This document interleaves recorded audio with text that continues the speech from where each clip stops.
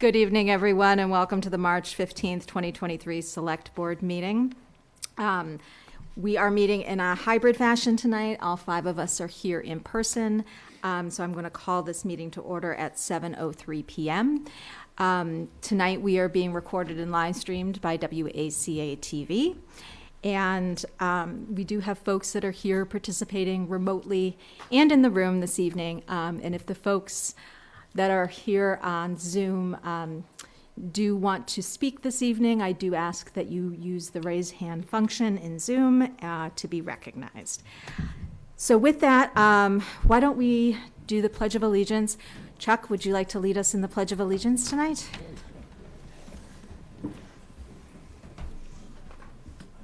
Allegiance to the flag of the United States of America and to the republic for which it stands, one nation, under God, indivisible, with liberty and justice for all.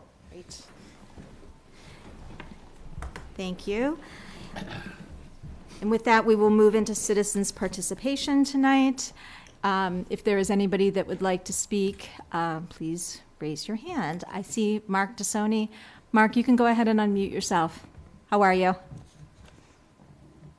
Okay, yourselves. We're good. We're good. Through the chairman, I want to ask the town manager one question. Okay? Yep, absolutely. Go ahead, Mark. Okay. So this is to Mr. Town Manager. Did you get my email about Comprehensive Planning Committee citizens group? Believe that, yes, we did talk about that, right, Mark? Yes, and I said another one that I wanted to form a group. Oh, kind of like a precinct area group thing. Is that what you're referring to? Yeah, the 6 precincts, and I was thinking that if I'm not picked on it as a participant, could I still, through the town manager and steering committee, try to form a 6 precinct citizen group, a subcommittee group that I can run and report back to the select people and to the people who are in charge of the comprehensive plan people. I think, Mark, everybody is open to all kinds of ideas on how to increase participation and engagement. So, yes, I would encourage you to keep that in mind. I want to keep that in mind, but I'd like to form a group. If I'm not picked, I'd like to still be involved and have a citizens group that I can run if I have the blessings with the board to try that if I'm not picked. I think it's something the project management team and the steering committee, Yeah. Exactly. So Mark, we will absolutely want everyone that had submitted a talent bank form to still stay involved in this project.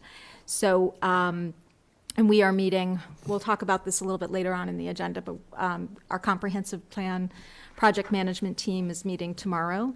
And one of the things that we're talking about specifically is how, is about this steering committee and about everyone that had submitted a talent bank form. So, but thank you, Mark.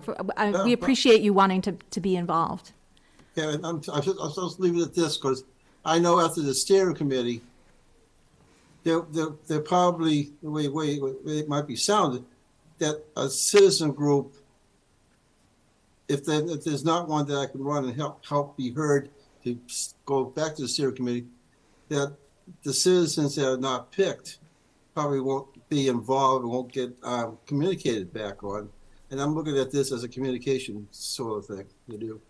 Okay, Mark. Well, we will let you know as soon as we have some more information for you, but that'll be coming soon. Promise. Okay, and through the email, whoever's going to be email me back, and I can email back and forth from there. Yes, absolutely. Okay, thank you. All right. Thanks, Mark. Is anyone else here for citizens' participation tonight? I don't see any other hands. So we will go ahead and move on in our agenda. Our first scheduled appointment is with Doug Smaller, Director of DPW, to talk about the DPW expansion to Cedar Street Fire Station. And Mr. Small is here in person today. Do you want me to Yeah. do it up? So, just for everybody's awareness, with the move to the new public safety building, we'll be vacating not only the downtown police and fire stations, but also the Cedar Street Fire Station. We've talked before about kind of the space issues that we have here on the municipal side of things. Doug especially feels a lot of that crunch with DPW and has come up with a proposal for the reuse of that. And so Doug's here tonight to explain to you just what it is that he is looking to do at Cedar Street and how that's going to affect operations and, you know, the public and everything in general. Thank you. Hi, everybody. Good to see you. You too. Thank you. I don't think, I'm probably not going to be on my A game tonight, so I might let you down, but. Before you start, I just have to say, Doug, I enjoyed reading your description. You know, it's unvarnished, and it is to the point, and I think you make a great case. So So Doug, you're done, it sounds like. I commend you for the, you know, for what you sent to us. Thank you. Thank you. I appreciate it. It is I don't want to fast forward, but it does get into some sensitive areas. But anyways, the reason why the DPW needs more space, there's multiple reasons. The office staff, for one, right now we have 8 people crammed upstairs, and we have 8 people for the administration upstairs. We're holding off on advertising to fill a vacancy with an engineering position because we don't have any space. Right now, Roy Correa, our operations director, is actually using the conference room for his office, and it's honestly, it's not even much of a conference room, and it never has been. To move over to the fire station, that one of the main reasons was because of the upstairs with the conference room table, which will improve operations tremendously, I hope, where I'll be able to actually sit down with my department heads, with the working foreman and with the administrators, and find out what's going on in each department as a group instead of, you know, one at a time. We rarely all get together, so that'll be a home run for us to be able to sit at the same table periodically, probably once every 2 weeks, on Mondays at 9:30. That's Michael's meeting. Anyway, so that's one reason. Number two is it's not only for the DPW, it's also for facilities and for the community center. Right now, Jeff and Marley, they use a room on the bottom floor at the community center for their office and some storage, not much. So we'll be able to move them out of there also to give Kelly some more space over at the community center. And then as far as storage, Jen Ball and I have talked many times about her needs for more storage, so that there should be, there seems to be some room upstairs at the Cedar Street Fire Station for storage of files and things like that. And then you get into the equipment. So the more equipment we can save, we can store inside, the better our operations will be to serve the community. It should prolong the life of some of the equipment, hopefully. And it's especially important in the winter. Storing equipment outside in the cold weather, it's always a risk whether the truck is even going to start, if the diesel gels or what have you. So those are the other big one is actually our cemetery foreman, who lives out in East Brookfield. Currently what he does before a storm is he'll come out here in his pickup truck, which has a cap, and he'll actually sleep in his truck before a storm. So this will give him a place where indoors, where he can actually has the facilities to take a shower and to sleep the night before a storm or even afterwards. So it'll be, and he's definitely a keeper. Chris is definitely a keeper. So we were hoping to be in there this year, but unfortunately it didn't happen, but hopefully we can get in there next year. So those are the basic reasons. The conference room is a big one. The equipment's a big one. giving some more room for Kelly is a big one. So, so that's the reasons why. Now moving forward, so as you know, the school department is looking for a temporary home for their maintenance staff. For their maintenance staff, I think for 4 or 5 employees. Michael's been working with the school superintendent. I've been working with John Murray, their facilities director, on trying to iron out the details on this.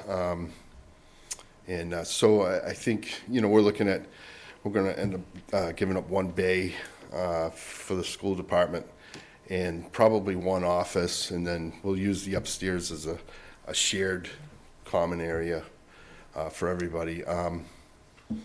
Okay, go ahead, sorry. Okay, so anyway, so that's that. So that's that piece right there. That's part of the equation. As far as who would we move over there to the Cedar Street Fire Station, other than, like I said, Jeff Bell from Facilities and Marley, and then the school guys, if that is the case. What I'd like to do is move the stormwater crew over there, which is Kevin Langmeyer and Brady Rokes, those 2 guys. If I can move them over there, and also the engineering department, which would be Evan, and then this vacant position. So that would be those 4 guys right now. And also, as far as, I would like to move the cemetery, parks, and tree crew over there as well, which is, it's 5 guys, Chris and his guys, to move them over there as well. So, in which they'll be on the road most of the time. The people that will be in the office will be probably like Evan or the engineer or Kevin from time to time. And then I'll be around as well. My plans are to stay at the DPW, and then to get through the morning, take care of the stuff over there with administration and what have you, and then eventually, as the day progresses, go over there to Cedar Street, because there's a lot more privacy over there. The existing DPW is terrible for privacy. All the walls are paper thin, and it's a very difficult place to be able to concentrate on something. So those are the reasons. Those are our plans. And so, like I said, it gets a little sensitive, gets a little awkward talking about this stuff, and I put in some requests, on how we're going to share the space. And I think the equity part, as far as taking care of the utilities, I think that's reasonable, 80-20. I don't know how long it will take for the school to come up with a facility for their own employees. I don't know how long. Who knows? The last capital meeting, 3 to 5 years was thrown out there, but whatever, that could be, forever. But so, any questions? Why don't we go there? Go ahead, Steve. So a couple things. First of all, it sounds, again, I think you've thought this through pretty well from the way it reads. I'm assuming that the fire department is in concert with this proposal, and I'm assuming that you've also worked with Mr. Murray on the school side to coordinate the shared spaces and so on. You anticipate any costs that would be incurred by this move, whether it's IT and so on? Yeah, I think there will be. It could be IT work, like you said. It could be a photocopy machine. It could be updating the fire alarm panel, because the fire department's been there all this time. That it wasn't really a requirement, but so we'll have to update that. That's probably going to be somewhere between $2,500 to $5,000. Hopefully closer to $2,500. There'll be new services like pest control, or added services, So what Jen and I did is we looked at the new public safety building with our facilities, is all the services and all there, but we didn't really spent a lot of time looking at, okay, now this is kind of a new building. So it's, you know, we would think that by taking the existing police and fire department offline, that it could be a wash. But there still will be, it could be, I'm going to guess somewhere around $10,000 to get in there and get all set up. And John understands that, you know, whatever costs there, he's been very obliging, yeah. So there'll be some shared costs there, but there will be costs. It sounds minimal. Last question I have, and it's more directed, I think, to Michael. I'm unclear, you know, I certainly appreciate the fact that Doug is here describing what he'd like to do with the building. Does that fall under our purview to approve a plan like this, or is this kind of a reorganization within departments in a sense? It's not a reorganization, and I mean, I could certainly make the decision myself, but considering what we're looking at, I mean, this is a big transition. No, I understand. And I reuse appreciate of the a property. courtesy of this, and because it is a reuse of a building. Mm-hmm. And, you know, clearly DPW is well overdue for some attention from the community, clearly.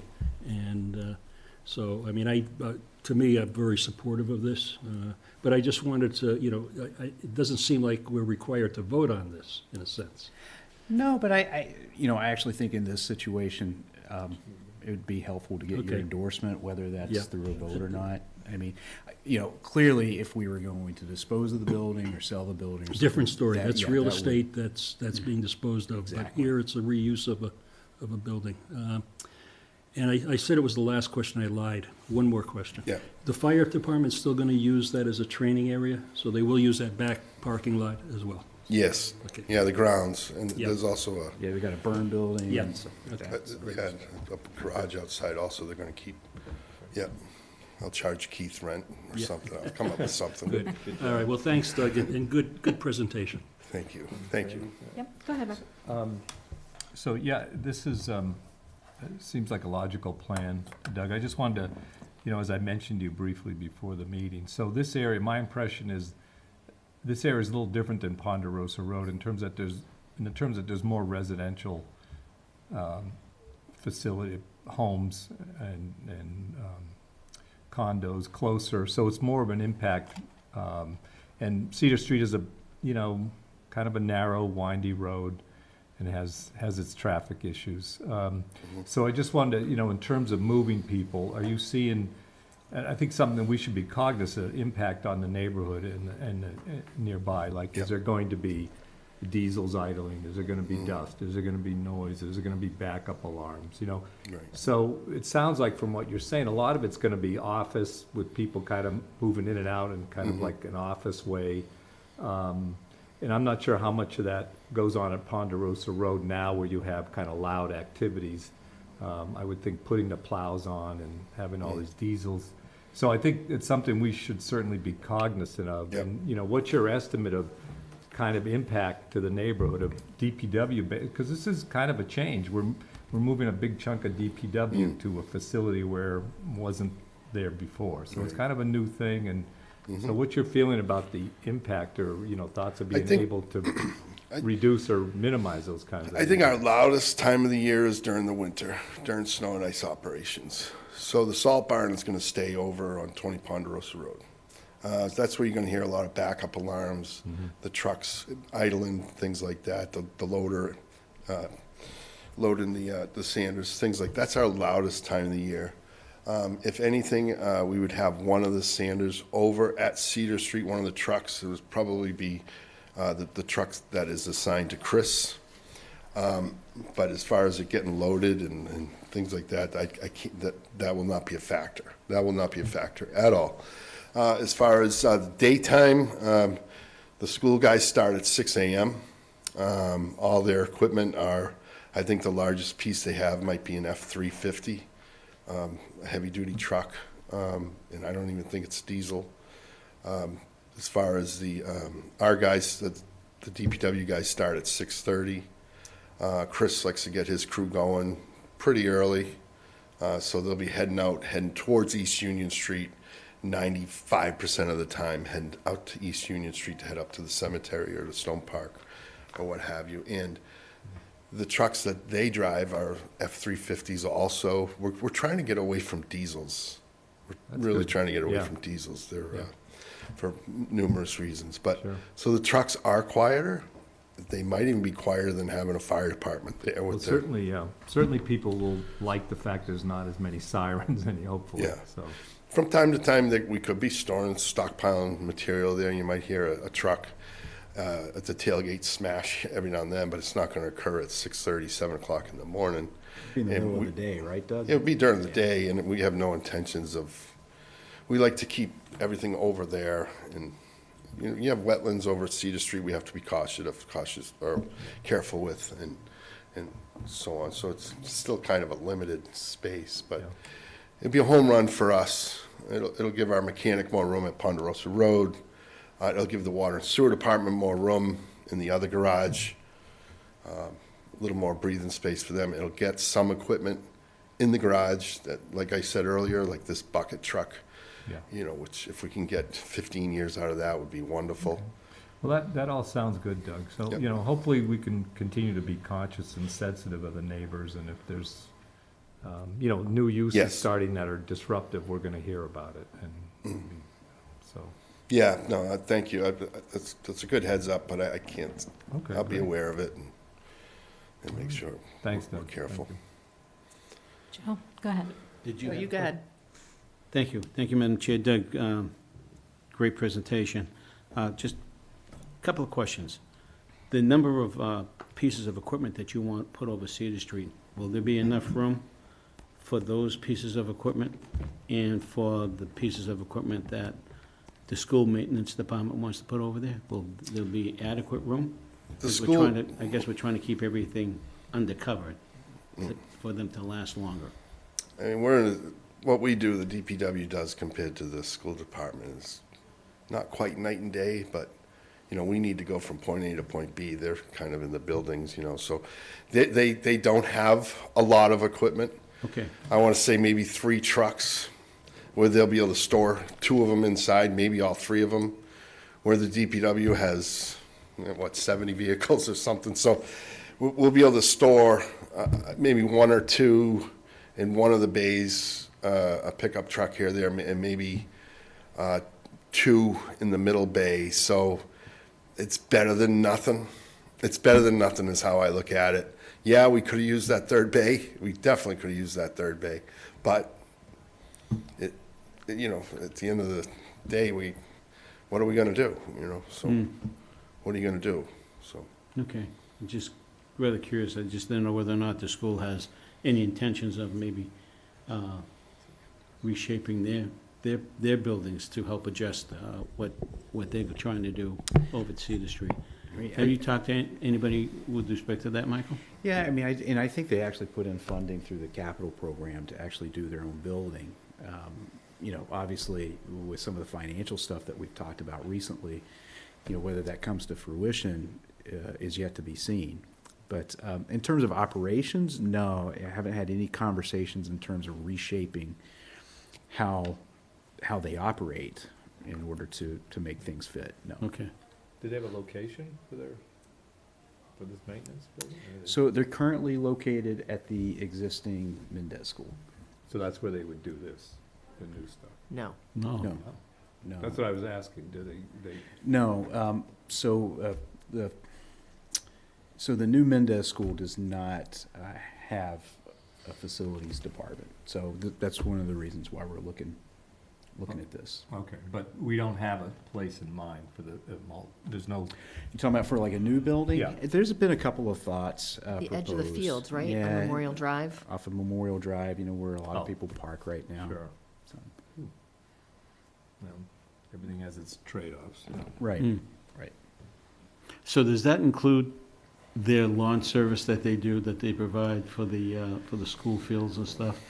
I don't think they provide any lawn service for the fields. I think they might cut the front of the school. Okay, But no, maybe they have 1 or 2 tractors or a mower. okay. Yeah, they don't, Most of the fields are serviced by Public Works, right? You guys go in Yeah, and mow yeah. them and maintain them and, Yeah, we the DPW, Chris's crew, cuts the grass. It's under the cemetery parking trees, is that what that's, okay. Right. All right, I appreciate what you do, Doug, and I'm very supportive. I'll be behind it, whatever decision we have to make. I think it's the right thing to do. Do we have any, I guess the question is, with respect to emergency facilities, the Cedar Street Fire Station, is that up to date with generators and things of that nature? It does have a generator. Okay, It was recently serviced, okay, so, which is good. That's great. Yeah. The connection's already there, and I assume the generator works fine. I'd have to run that by Mike Duca real quick. He takes care of the fire department generators currently, okay. but I do know that they were recently serviced. Considering, I mean, that's where fire dispatch operations were. Right. Ben, right, you would operating think out of. that You would have to have that, right? Yeah, they're pretty Okay. well set up in terms of redundancy and Yep. systems and things. Okay. Yeah. What about the 2 generators that we currently have that'll be in the buildings that will be of no use anymore? So we're looking at potentially moving those to other locations in town where it could be useful. So for example, the community center. Okay. We've been talking about one for a while. Yeah. One Yeah, looks that's like a been conversation promising. for quite a few years. Yeah. Hmm. I had a great Transfer. conversation with Mike Duca today. Sorry, Mike. No, About- go on. What About what the town hall? generator over at the fire station on Main Street. Yeah, Mike can tell you all about the generators. And he oh, I'm said, sure he can. he said about 10 years ago, he and Joe LaCroix did the wiring inside the building at the old police department. He said, The switch over. whatever we do, we make sure we grab that panel. And he said, you might want to grab the panel from the fire department. He said, those are worth like 20 to 30 grand each. Right. You know, if we can use those at the community center, so. Duke So I can know point there's out those little one, I know things. there's one we have upstairs, well, one outside, and Expertise there's we need one to in the, keep. in the lower basement area. Yeah, Any plans for using one of these over here? I think we, Yeah, I mean, so we have actually talked about it a little bit. There has to be some reconfiguring of some of the mechanicals. It's a little bit of a bigger, adjustment in terms of just how things are laid out in Okay, here in terms of getting access, but, we were gonna have somebody take a look at it just to understand what we'd have to do. yep. I mean, it'd be a lot easier probably to do something like that instead of, procuring a brand new one.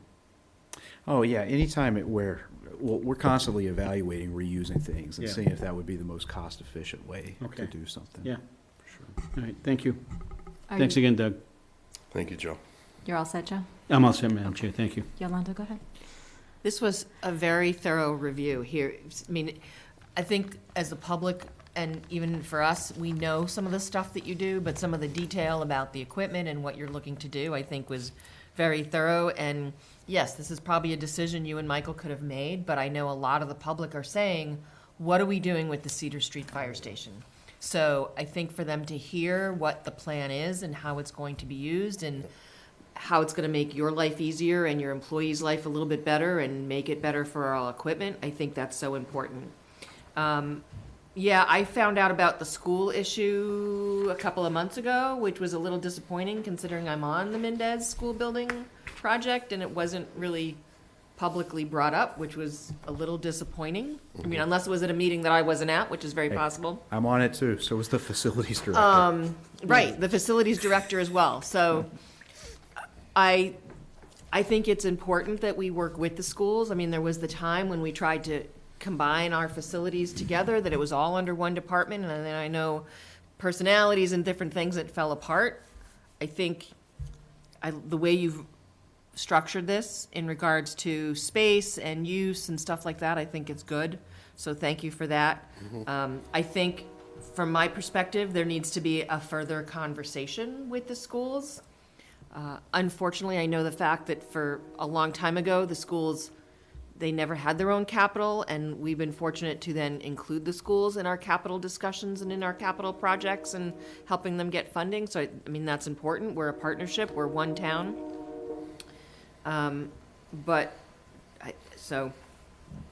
So thank you for bringing that and being, and keeping that conversation going, because I think it's important. Because as we look at our buildings, our schools are our most expensive assets, right? We look at the high school, we look at the fields there, at this new Mendez, once we put those fields in, it's important to work together and keep things going. So, thank you for that. I think, I was amazed looking at just the list of equipment. I mean, you see stuff go, the number of trucks and then everything else. So, the current fire station does have those almost like tent structures on the side of the building. Are those still usable? Will you be able to, I mean, I don't think they'll I be. don't think they're, I don't know. I if mean, we've I know ever that the used fire them. department, I mean, when we were talking about going forward for the public safety building, they had stuff in there that was protecting their equipment and stuff like that. So I don't know, I think that's, are those staying? Are those going? Are those? they're staying, and I think it's owned by the fire association, so they're staying. The union, The canopies. Yeah, for the Canopies, EMT the truck. pod. Or There's boats a and pod. stuff like that are. Right. Yeah, they're gonna continue to use them. Yeah, there was a trailer. Yeah. Right. Okay, so if we can, I mean, I know it's not completely inside, but, okay. But, yeah, I think your plan makes sense, and if we can move this forward, then let's move this forward. But Yeah, I mean, obviously, there's still a few little details Oh, of to course, work I mean, this out. is the initial plan, and then you gotta talk through how you're gonna do it, and timing, and obviously, phones need to be moved, and IT, and stuff like that, so.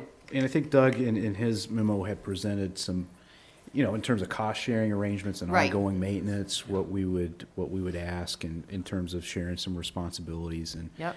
certainly appreciate the point of, we see this as an opportunity to kind of build on our existing relationship with the school department and kind of strengthen that. So there's a lot of opportunities here. Right, I mean, you brought up about helping out the school, and we all want to do the right thing.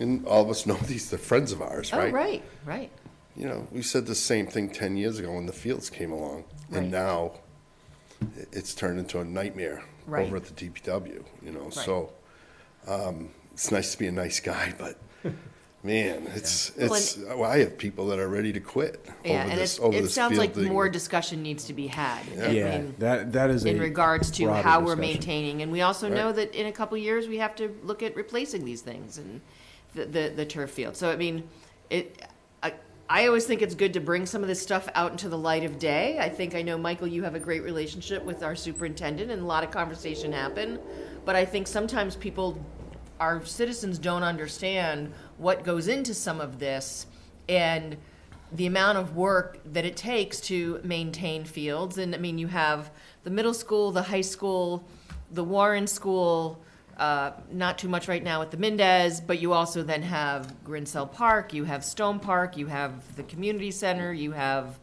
the cemetery. I mean, there's a lot of space that our public works department is maintaining. And we need to make sure that, one, you have what you need to do that, and if we can get our schools to partner with you rather than just rely on you, then that's a conversation that we need to Well, have. quite frankly, I think Ashland's the only town that does not have a Parks and Rec department. Yeah. I'm not aware of any other towns around Yeah. us that does not have or that the DPW does the booking, and it does not. Oh, that's right. You guys book it the does fields as not- well, it right? does That's not a fit big with load. us.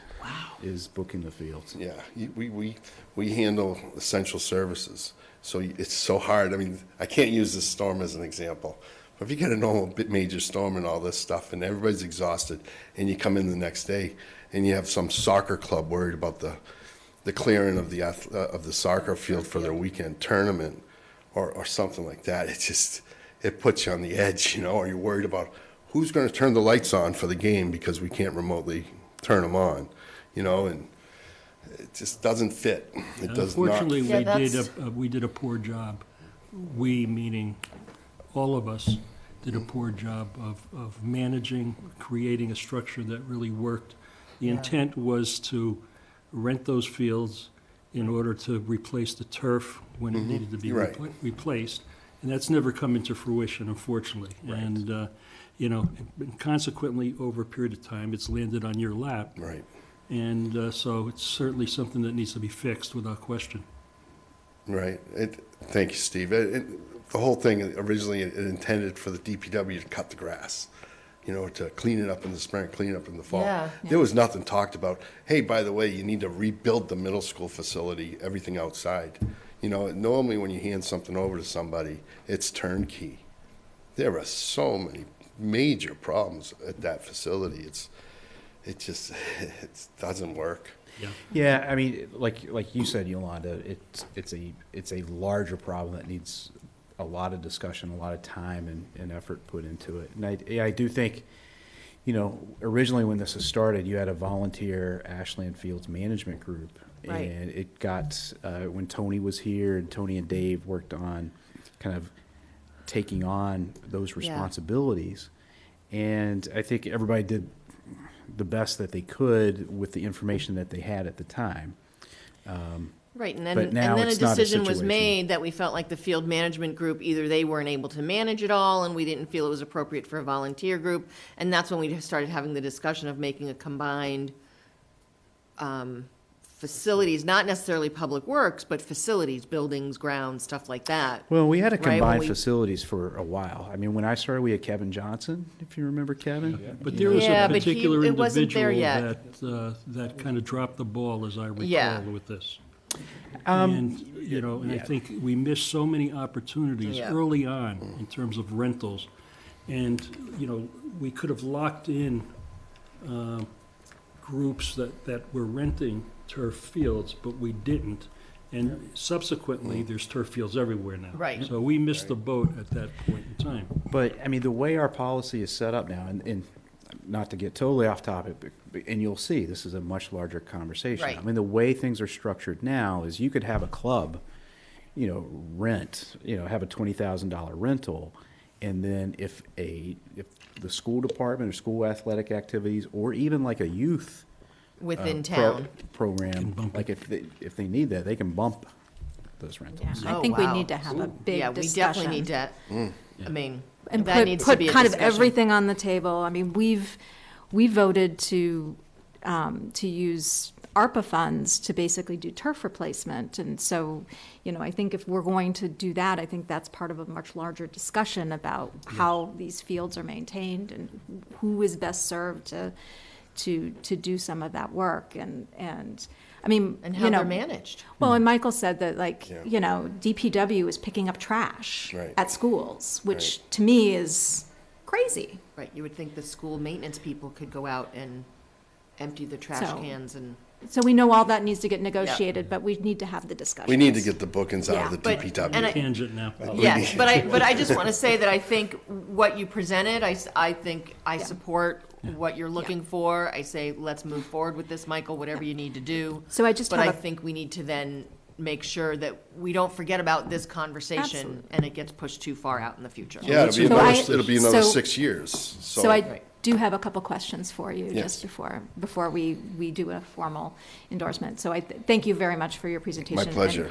And you did give a lot of really great information in this. So I'm assuming that the Ponderosa is still going to be the sort of like the public facing Yes. area. Yes. And so the folks that are going to be staying there are, because I know you said, 4 people are going to be moving, but how many people are going to be staying at Ponderosa, do you think? Patty, Cheryl, Roy.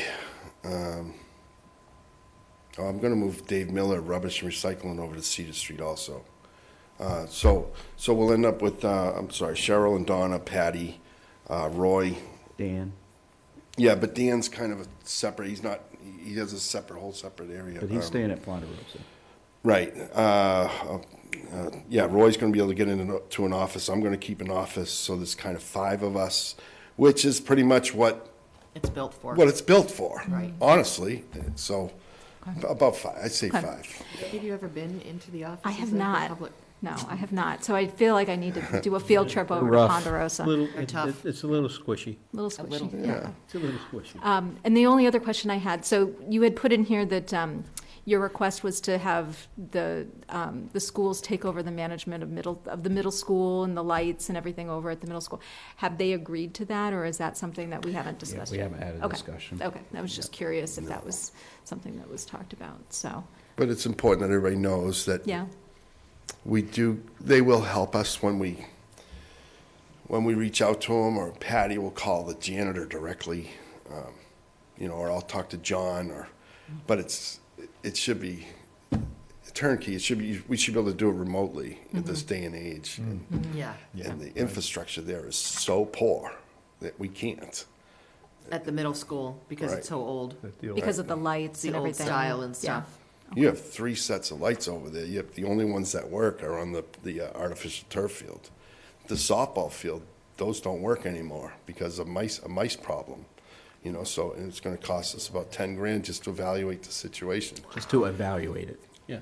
And then the tennis courts, they've been offline for, I don't know, at least 10 years, Oh, wow. maybe longer. So there's 3 sets. And then there's a possible 4th set that's underground still, I think, at the baseball field.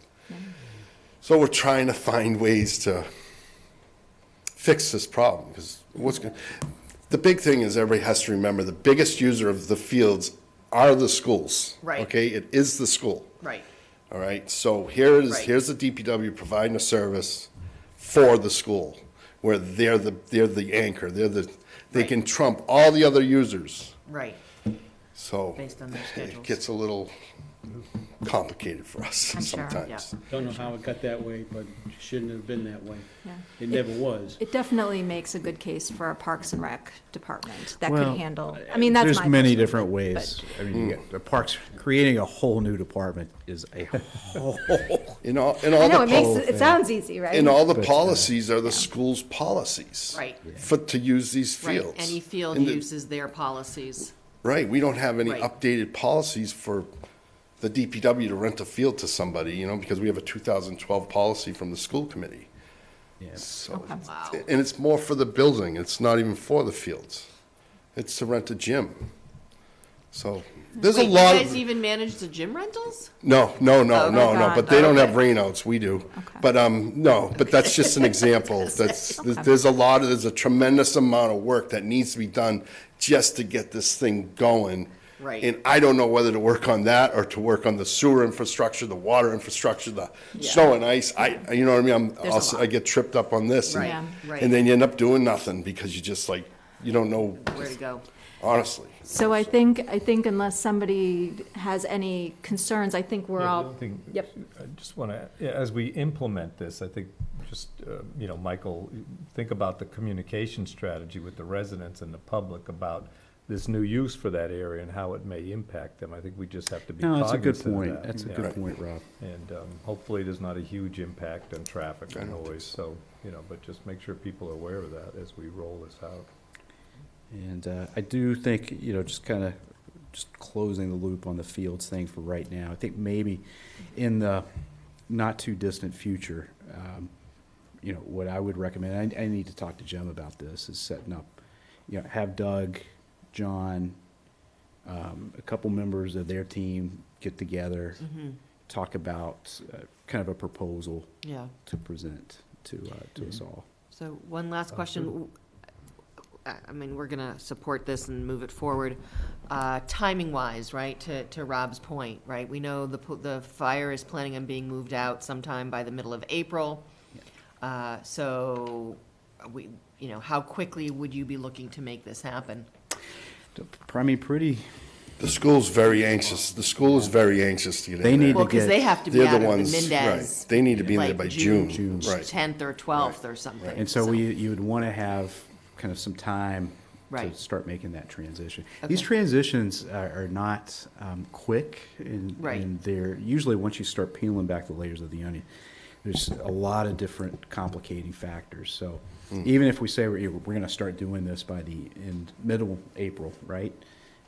It'll take probably a good month to Oh, yeah, get, I would think. and that's, you know, Because you got to make sure your infrastructure is set up there Exactly. before you move people there to start working, and then, yeah, okay.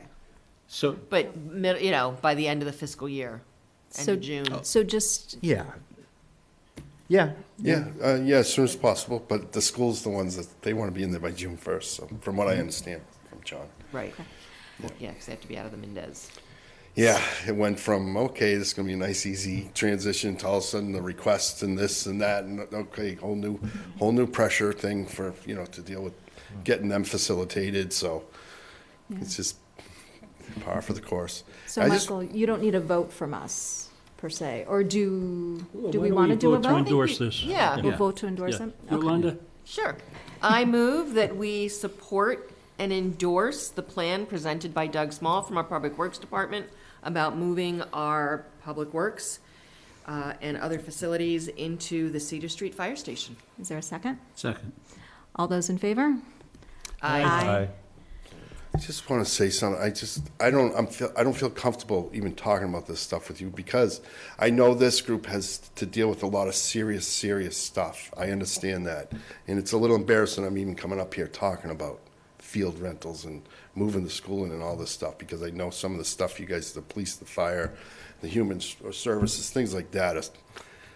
Yeah, Doug. Doug, this is You important. shouldn't feel that way because, you know, when you look at, and I think any reasonable resident in town should be aware of, you know, what goes on behind the scenes, whether it's the water infrastructure, the sewer infrastructure, whatever it might be, you know, the snow plowing, the cutting of grass, all of that stuff. I mean, it goes on and people just go through their day and it happens and I think it's good that you stand up here and you explain, you know, the pressures that are placed on your group and some of the needs and the resources that you're lacking. And, you know, I think it's time that, you know, we've made 2 significant investments recently. And I think it's your turn to be up to bat with some additional resources, without question. Absolutely. I would definitely agree with that. I think it's not silly. And as Steve said, what you do, if you didn't do what you did, our town would not look like it does. And our citizens would not be able to live the way they live. We always have the best clean roads. Our playgrounds, our parks, our schools, the fields are available for people to use. Everything you do is important to the quality of life. So it's, Snow and ice crew. it might We have not an seem as excellent important, but it's program. just as, if not more important, because if our fire and police department can't get where they need to go because the roads aren't clear, They were clear yesterday. They You're were part of clear public yesterday. safety, Doug. Doug, think about it. You're Yeah. part of public safety. You're right, Whether Steve. it's the roads, are. You're right. Three whether prongs. it's safe water, Yeah, the first whether it's a responders. sewer system, Yeah. I mean, all of But this is part of that. The thing is they always, DPW always gets the issues or problems that doesn't fall in neatly to like a police or fire thing, and they always No show glory. up. and you get all the complaints about the trash. I mean, come on, so. Don't say We won't go there. So Whether they show we, up or not. so Doug, your group may not be the most visible, but you're the backbone of this community. So thank you for all the You work know that you that. do, and thank you for told you they loved you. advocating. Thank you for advocating for your team. So No, this is, absolutely, this is It's great. refreshing that somebody comes up and says, this is what we need to do and have to do it. You tell it like it is, Doug. Yeah, you know what, Doug, and that's why we love you, man. Unvarnished, as Steve said. But we are fortunate to Unvarnished. have you in the position that you are in. I can talk more if you want. Well, we do have a really, We're already a we little have late for I was gonna say, we have a pretty full agenda I'd rather tonight, have so. Doug stay and I know. talk. Doug, you're welcome to stay for the rest of our meeting if you want to stay for another few hours, so. I should get out of your hair. All right, thank you, Doug. Thank you. It was good Thank seeing you, all Doug. you. All right, see you, Doug. Okay, all right. That was good. Okay, so that was a really good discussion with Doug, and I'm so glad that we're going to have a really good use for that Cedar Street fire station. So moving on to our agenda, we're a little bit late, but we have the Sustainability Committee here with us this evening, a presentation of potential warrant articles. What is listed on the agenda isn't quite accurate because we had put that on there thinking that we were doing a tree bylaw and a net zero and the ban on new gas connections. And Chuck Lids is here shaking his head at me, no. So I know we have. No to which of it? So there were 3 warrant articles that were sent to us. One is the introduction of a tree bylaw, which I heard is being pulled, so that's not going to be at That's correct. town meeting. And then there's a warrant article to see if the town would adopt the new opt-in stretch code. And then the third is a warrant article that would require future municipal energy consumption to be from carbon neutral sources. So we have Ash here, I am on, yep. the chair of the Sustainability Committee. We have some other members of the Sustainability Committee here as well. Ash, do you want to go ahead and start the discussion, or is there someone else that? No, I can start the discussion. Perfect. I'd send some materials over to you. Is it okay if I do a quick, I just have a couple of slides just to ground the discussion, not to necessarily go through a presentation for you, but I'm not sure what's the best way to put it out there. I can certainly share my screen if that's an appropriate way to do it. Sure, we can make you a co-host, or he is a co-host. So supposedly, Ash, you can go ahead and share your screen. I There can. you go, awesome. I like it when technology works. Wanted to make sure that I was okay to do that. And thank you for the correction, because I was a little distressed when I saw that it appeared that we were advocating for a gas ban. We are in support of a gas ban, just to be clear, but we're not quite there as a community to be able to take that step. We had considered it, and we didn't think we were quite ready. But the three articles that we wanted to put out there, and you're right, Randy, we had late-breaking input from the planning board that the tree bylaw wasn't something that they'd be able to support right now, simply because they felt like they wouldn't have enough time to have their committee properly review it and absorb the implications of the bylaw. And it was our understanding that they'd need to either co-sponsor or have it come from them. So we are proposing to bring that back. A lot of work went into it.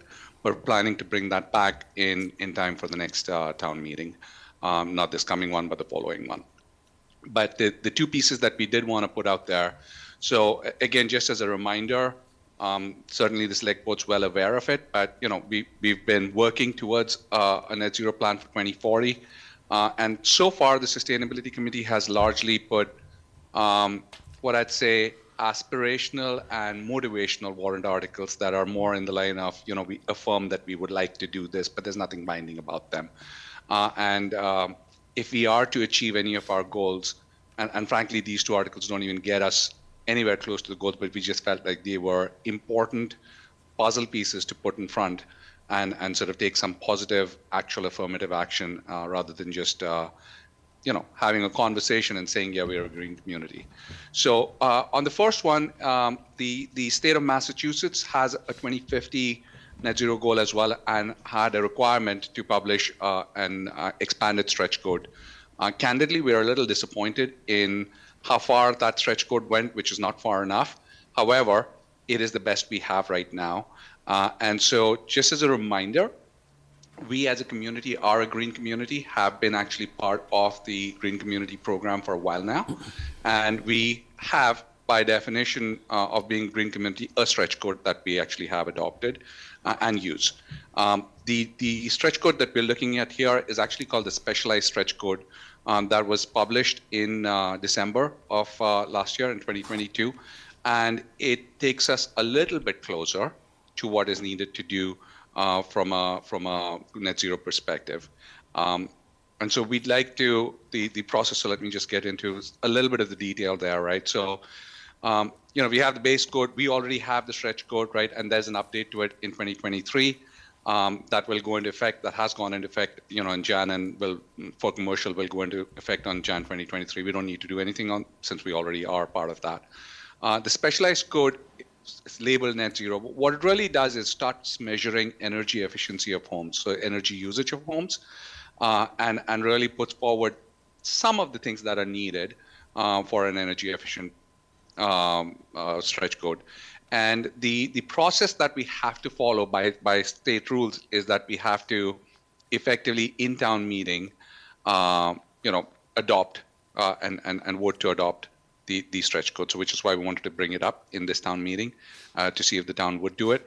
And the implementation of the program typically is that, typically it goes into effect either 6 or 12 months from the adoption date, which allows plenty of time for the mechanics that go into something like this, which we're certainly not the experts on, to be worked out, right? So we're looking for a little bit of feedback. We've kept most of our warrant articles in a very highly draft mode because we are looking for feedback and support, obviously. In terms of what's included in the specialized stretch code, so this is over and above what the new stretch code would do. And just for those of you who may not be as familiar, the Hearst rating is effectively the gold standard index on how to measure energy usage in a house. So a good way of thinking about this would be zero effectively is a net zero home, right? So that's the target for net zero homes is zero. A typical house that's at code level would be somewhere in the 100 to 80 range, right? So this code does take us closer to where you're allowed to either build an all-electric home, which basically means you're not dependent on a fossil fuel source, and achieve an HERS rating of 45, right? Or you adopt passive home principles, which are well documented as well. It also, and this is important, doesn't require us to ban gas usage, right? So there has been some concern about, are we ready to make that transition? So it does allow for mixed fuel usage to happen, but in that scenario, you have to achieve a slightly higher energy rating, or in this case, a lower energy rating, which means you're using less energy, right? And in addition to that, you also have to ensure that there is a solar install, and the house or the building that's being built is wired for electric, so that there is the ability to transition to electric, right? Or the zero energy, which is basically HERS zero, right? I don't want to drain everything here, but the point here is that both for low-rise residential, multifamily, passive houses, and then the commercial, which is, except the multifamily, there's basically requirements that are put out there that takes us closer to a net zero home. And why it's important for us to do that now is any houses, and I think we did this with the last resolution, that town meeting that the Sustainability Committee sponsored, right? We'd asked the state to effectively start banning fossil fuels because we weren't allowed to, under state law, ban it ourselves unless we go for a home rule petition, which a number of communities in Massachusetts have done. But we'd like to take the advantage of being a green community, of making the next step, right, towards adopting the stretch code. And effectively what this does is ensures that any new investments, any new buildings that are being built in town have an easier path towards net zero, right? So even if they go with mixed fuel, because they're wired for electricity, have solar already, they effectively have a pathway towards these things, because otherwise building this stuff up in a new house, as we've seen with some of our own investments, right, from a municipal perspective, is much easier when you're building the house versus trying to retrofit the house. And the payoff tends to be, significant when it comes to the operation of these buildings, right? So clearly we have now the technologies to do it. We've seen a number of residents in town effectively switch to things like ground source and air source heat as well. So the math is working now, which didn't quite work 5 to 10 years back, right? It's certainly there. And since the state itself has effectively promoted this and published this, we feel like we're on a much firmer footing to be able to adopt and take this mini next step. So I'll pause there, see if that's okay. I can then talk a little bit about the next warrant article. Or should I just finish everything and then we can pause for questions? What do you prefer? Before you move on to the next warrant article, let's take care of questions here. Yeah. Steve, do you have a question? Yeah, Ash, just a question. Can you describe a little bit the attributes of a passive house for me? Actually, Chuck, who's actually sitting right next to you, is probably in a better position. I'm not an expert, but he actually has been involved with it. So is it okay if he answers that question for you? Absolutely. Thank you. Hi. Passive house is another device for measuring energy usage. It's done by energy use per square foot, which is different than the HERS rating, which is done compared to a typical house that is not done that way, is not efficient. There's a whole technology called passive house, which is something I know about because I built one, but it's not. But this is just another way of measuring it. It's how much energy you can use per square foot of space. Okay. Does a passive house have different insulation qualities to it? A passive house would, but both of these ways of measuring it basically ask how much energy are you using. Okay. And the passive house measurement uses the same term as passive house, and it was one of the ways in which they began measuring their passive house technology. But it's, it's not most people use the HERS rating, and I think that's what most of the contractors will be familiar with.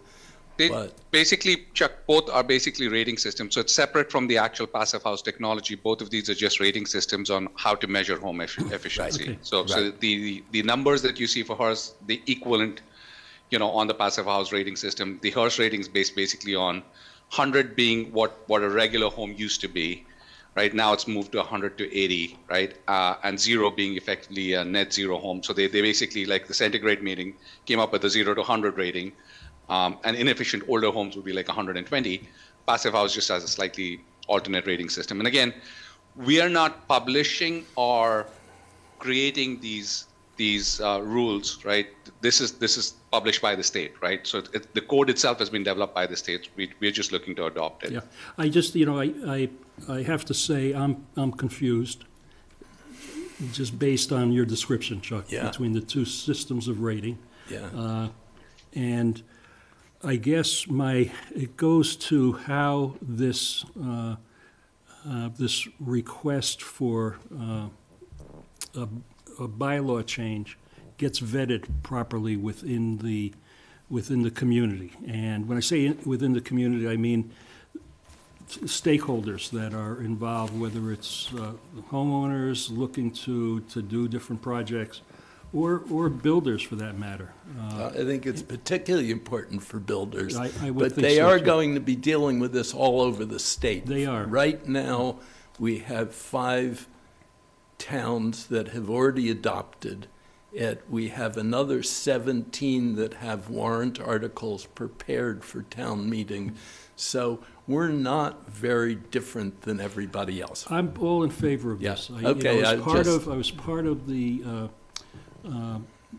implementation of the original stretch code when we became a green community. So, I recall the process by which we went through. And I think personally, I think that 6 to 12 month period of time is more than sufficient to educate people.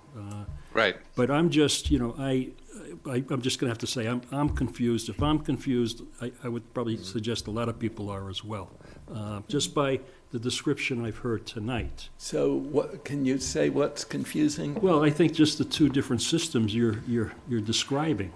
But that's, that's neither here nor there. I think this is a natural... I have no idea why. I participated in these discussions at the state level. I'm a fanatic about this issue.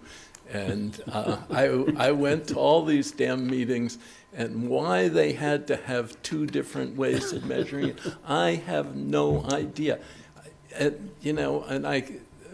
Ash said this is not really a very good system. Yeah. I mean, not for getting us to net zero.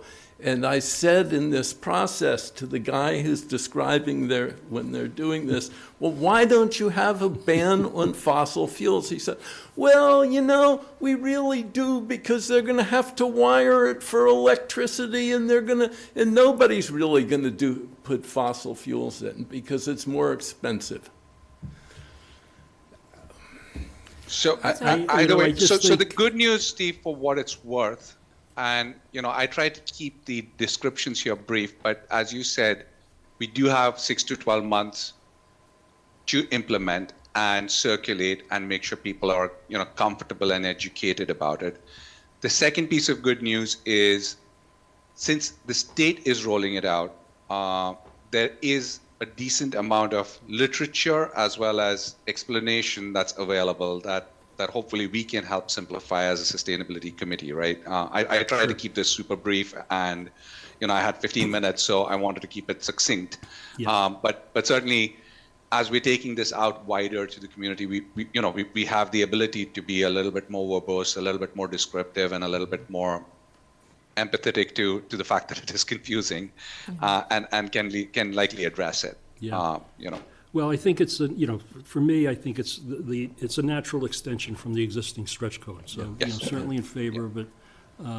again, I think it needs to be simplified. I think some of the discussion, I don't know if you're planning to have any forums or outreach. We did a number of those when we passed the stretch code. We did some targeted to the building community. So, that might be something for the Sustainability Committee to think of. But, and I think what's also confusing to a lot of people is the fact that Biden just signed off on a gas project in Alaska. In Alaska, yes. Right. Trust me, that there's a number of our community that are quite burnt up about it, but that's neither here or there. Yes, to your point, I think the plan is to have those forums. We've actually started doing a series of forums. So Kara recently did one around just, what it means to have ground source and air source, right, in your house. So that's sort of the ground piece of it, right, for the average resident, how to convert. This is more forward-looking in terms of new buildings and builders and how construction should happen in town. And again, we thought it was a good opportunity where, as a committee, we did not feel we were qualified to be putting together any kind of a building regulation, right, where the state's already done it and adopted it and put it forward as their plan. It felt like a logical next step for us to just take that step, and a relatively easy step to take, given the fact the rest of the state's moving in that direction anyway. Right. I'd like us to be on the leading edge of it rather than the following edge of it. And one of the difficulties with this, to be quite honest, is I would not be surprised if the legislature goes and changes it again. No doubt. Because there are a lot of people who are not happy with this one. But I'm sure. This is better than anything else we've got. Well, So I think we were early adopters of the Green Communities Act. Correct. And I think this would be also appropriate for us to adopt this at the early stages as well, so. And the town has been very supportive of the net zero initiative, at least the town meeting has been, and you guys have been, and we're very appreciative of that. So my question, Chuck and Ash, is, so the thing that caught my eye was that this would affect additions or alterations to existing homes. How would that happen? If I'm finishing a second floor of my house, how is it? Because it seems like it would be. So I just want to put something and correct something, Brandy. This does not actually affect alterations. What I was trying to communicate, and again, maybe being too succinct, is that the alterations and additions would just follow the rules of the existing stretch code. Oh, okay. Okay. I'm sorry, again, the state has given us some slightly confusing language. They call this the specialized stretch code, and they call that the stretch code. Okay. And that's the differentiation. So I've actually, most of the material that I put in front of you is actually from the state, because I did not want to miscommunicate anything, and that was sort of the official language they used, so I just used the official language. Okay. But they specifically called out that alterations, or remodels of existing houses would effectively follow the stretch code. Now, that stretch code itself is changing. We are already, adopters of the stretch code, so those come into force for us regardless. Okay. All right. Thank you. I appreciate that. Yeah. And then one other question, just in general, I would assume that our building commissioner and staff will be trained, would need training on how to enforce these Something new like this. stretch codes and that The type state's of thing rolling as out a well. whole series of webinars. There's actually on the presentation itself a link to a webinar they did just to describe what this is and answer a bunch of questions, but they plan to be doing a series of webinars. So, again, the advantage of this being we're not doing something artificial just on our own and on our own some, right? The state's actually rolling this out, so I think there's plenty of support and resources available for us to take advantage of. Okay. Thank you, Joe. Thank you, Madam Chair. Just to expound a little bit on what Brandy asked you both, how does this affect the workload of our current building inspector? Having to, make sure that everything is up, especially with the new buildings that are being developed. And does that affect this new stretch code, the additional stretch code that's being provided? Does that affect any of the projects that have been approved by the planning board to date, or is that something that? Well, that's actually a good question, because I wonder if So we're talking about a building code. And so when they go, they've got the permits, the planning permit. So when they go and pull the building permit, depending on when they pull the building permit and if it's in effect, that's a good question. Doug is certainly aware of this. And, I do think, as was pointed out, that there's going to be some upfront time needed to kind of get up to speed and everything. But I don't think it changes any, the number of inspections. Has he communicated anything differently to you? No. Okay. So I don't think it changes the number. You just need to look for different things.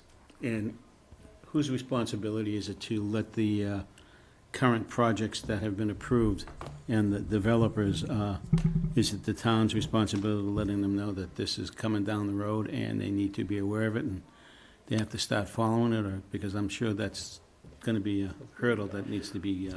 Sorry, I'm going to jump in. Remember again, from the point that town meeting votes on it, and we can build this into the article. This is part of the feedback, right? We have a grace period for adoption for 6 to 12 months. So I wouldn't imagine existing projects that have already been approved to be impacted by it, because I would assume that they're going forward in those 6 to 12 months. Obviously, new projects from that period on would be impacted, but then now you would effectively be communicating to them, hey, starting on this date, based on town meeting vote, there's going to be a new set of codes. And so there should really, hopefully, be no surprise, unless I'm missing your question. Well, it could take, we have a project that was approved back in April of 2021 that hasn't even been nowhere near pulling permits yet. So, that's not totally out of the question. That's something we should run by legal counsel? Well, to get to your question of responsibility, Joe, I don't know who owns the legal responsibility. I do think we do have just a responsibility as a government to put some information out there and say, heads up, this is coming. Okay. All right. Thank you. Thank you, Madam Chair. Rob, go ahead. I think this is a good idea, and I'm glad you guys are moving ahead with it. One of the things, has there been any study of the cost of housing for this new stretch code, the opt-in stretch code? Because, that's one of the things we're wrestle with, affordable housing and housing projects in general, and where and how should we build them. And there have been a series of studies of this. My sense, the best one is that it adds about 1%, unless you are, if you have to put in new gas lines and so forth, then it's much cheaper to do this than to put. But if you're building where there is already gas, it's probably 1%. But you'll save the money. Yes, the upfront cost is 1%, but the savings compensate that over 5 years. Right. And after that, it's just gravy. Okay. And I think, so, we've adopted the updated stretch code, correct? And so this is the opt-in to the specialized code. Correct. So I think when, we're at town meeting talking about this, I think it's important to try to come up with the differences in a way that people can understand. And this is both residential and commercial, right? So yes. Mm-hmm. And so the question is, what is the difference when we opt into the specialized stretch code? And what are the big picture kind of things that people can expect to deal with as a result of that? I think that would be... I think that's great feedback. And that last slide that I flashed up, right, is the addition. But again, horse ratings and passive home don't quite connect and make it real. So we will look for ways. It is a technical topic, but we will look for ways to make it a little bit more approachable, and certainly spend the time from now, to make this something that people can understand. Great, thank you. I wonder, I at least would really like any of your advice about how much material to give to, I know, at town meeting there's always some background material. We could give people stacks of stuff. Yeah. We don't want to I mean, but I don't have much of a sense of how much people will absorb when they show up at town meeting and how much should go ahead of time.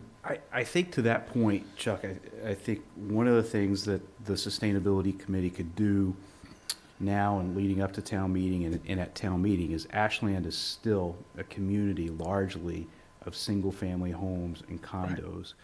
So, and I know this covers, like you said, commercial, residential, all types of residential. So I think if you could find a way to say, if you own a home here, single-family residence in Ashland or a condo, this is how it will affect you. Well, it's not going to affect them It at doesn't all affect because us. this is not. So that is not clear. So I I understand that. So I think that is one thing that it's new buildings and Ash said something different, and I may be wrong, but my memory is if you increase the square footage of the building by 50%, then it applies. So it's not completely you own the house, you can do whatever in hell you want with it. Let's get that clear. So if you do an addition that increases square footage by 50%, then that addition is affected by it. But just like current code, there's ways around that, right? Like if you know you're adding a certain amount to your home, if you do it in a certain way, then some of the requirements are not necessary until, if you don't break through. I mean, it's like do 25%.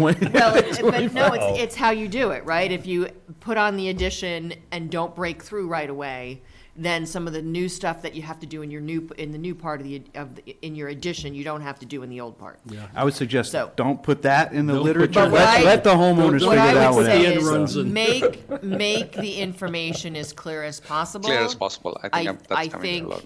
The idea that we talk about it as the stretch code and the specialized stretch code, because that's how the state is talking about it. I think that's important so that when people go look for it, because if they just go look for stretch code, They're not going to see it. we're already doing that, right? Ashland already has Yes, the stretch yes. code. We've adopted that for our construction. Yes, although they've So it's changed the it a bit. special. It's been they're always changing and updating. I think So that's I right. would suggest that you personalize, instead of using all the verbiage of passive and HERS and all of this stuff that people are going to glaze over. I think, show some real world situations. Examples. Chuck, you live in a passive home. Get a video camera and explain what a passive home is. Heat pumps are getting installed in town. Explain what a heat pump looks like, what it does, How it works. how it operates, and so on. And I think most residents will get a much better understanding if they can see a real world application. Yeah. Yep. No, I think great feedback. One question, Michael, from a process perspective, we're not the champions of understanding the process. We haven't done. I've never been something accused of that either, Ash. So. Well, at least you know what it is, so you know what to avoid. I actually am trying not to avoid. I'm trying to make sure that I follow the right process. So I will need some guidance. At this stage, you're the first forum that we are bringing this up formally with, right? Who else do I need to make sure that I connect with? It is our assumption, but it's an assumption that this does not require planning board review because it's just adopting an existing stretch code that the state has published, right? But if it does, then I need to make sure that it's not something that kind of hits us at the very last minute and then I'm trying to scramble, right? So a little guidance there. And if you feel like, we should have sometime a legal review or something like that, if you can help us just orchestrate that, we are left wing nuts. We're not government, focused, champions on that. And even though Chuck's written a bunch of grants, I think that those days aren't as past at this stage. Yeah, I think we should talk offline about that, Ash. Thank you. Because I do think that this is just a standard bylaw. It wouldn't be a zoning bylaw. That being said, because it is going to affect new projects, the planning board probably deserves a presentation and an opportunity to provide feedback. I think really, a couple of public forums. Yeah, we can plan those for sure. Absolutely would help. Yeah, totally. So, Totally. and we'll lean on you to promote them. And we'll definitely talk about these with Lisa. Perfect. To make sure. Perfect. Okay? All right. So in the interest of your time, I'm going to move us along unless you have some other burning questions about this. I just have one question, Ash, Sure, if sure, you don't mind. sure. Yeah, Madam Chair, I'm sorry, but affordable housing is very important to me. And I know that right now in front of the planning board, there is the ADU bylaw that they're talking about, additional dwelling unit bylaw. How does that affect the additional dwelling unit bylaw with this new stretch code material? Because this could affect people's, yeah, well, not a problem. This could affect people's discussion and thinking about, well, if I have to do all this, it's not worth the effort.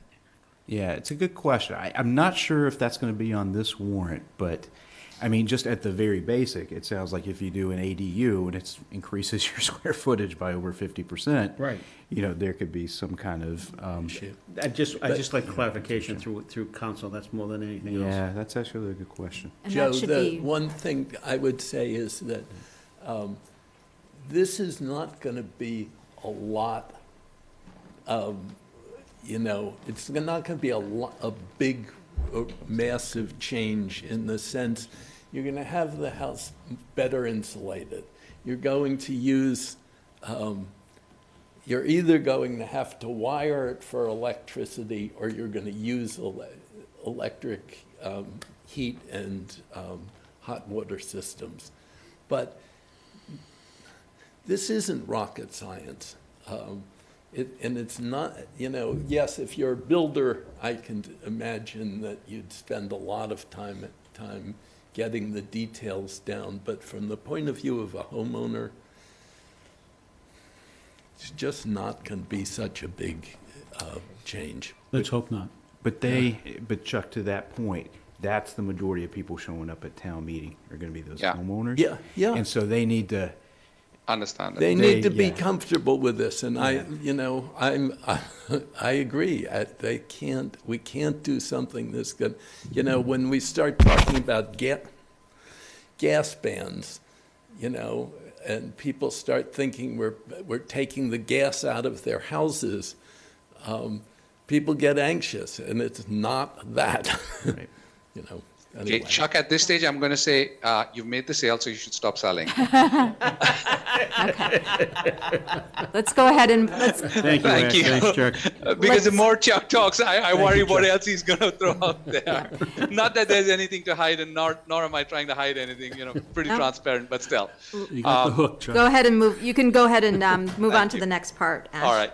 So the second one, Michael, if you remember, we've chatted about this for a period of time already. And what we'd like to explore is to see if the town would accept or would adopt a motion where new municipal investments effectively are using a couple of different things. One is that we start really focusing on zero carbon sources where feasible, right? So we're building language in that says where feasible everywhere, right? We're conscious that we don't want to put the town in a position where we're painting you into a corner.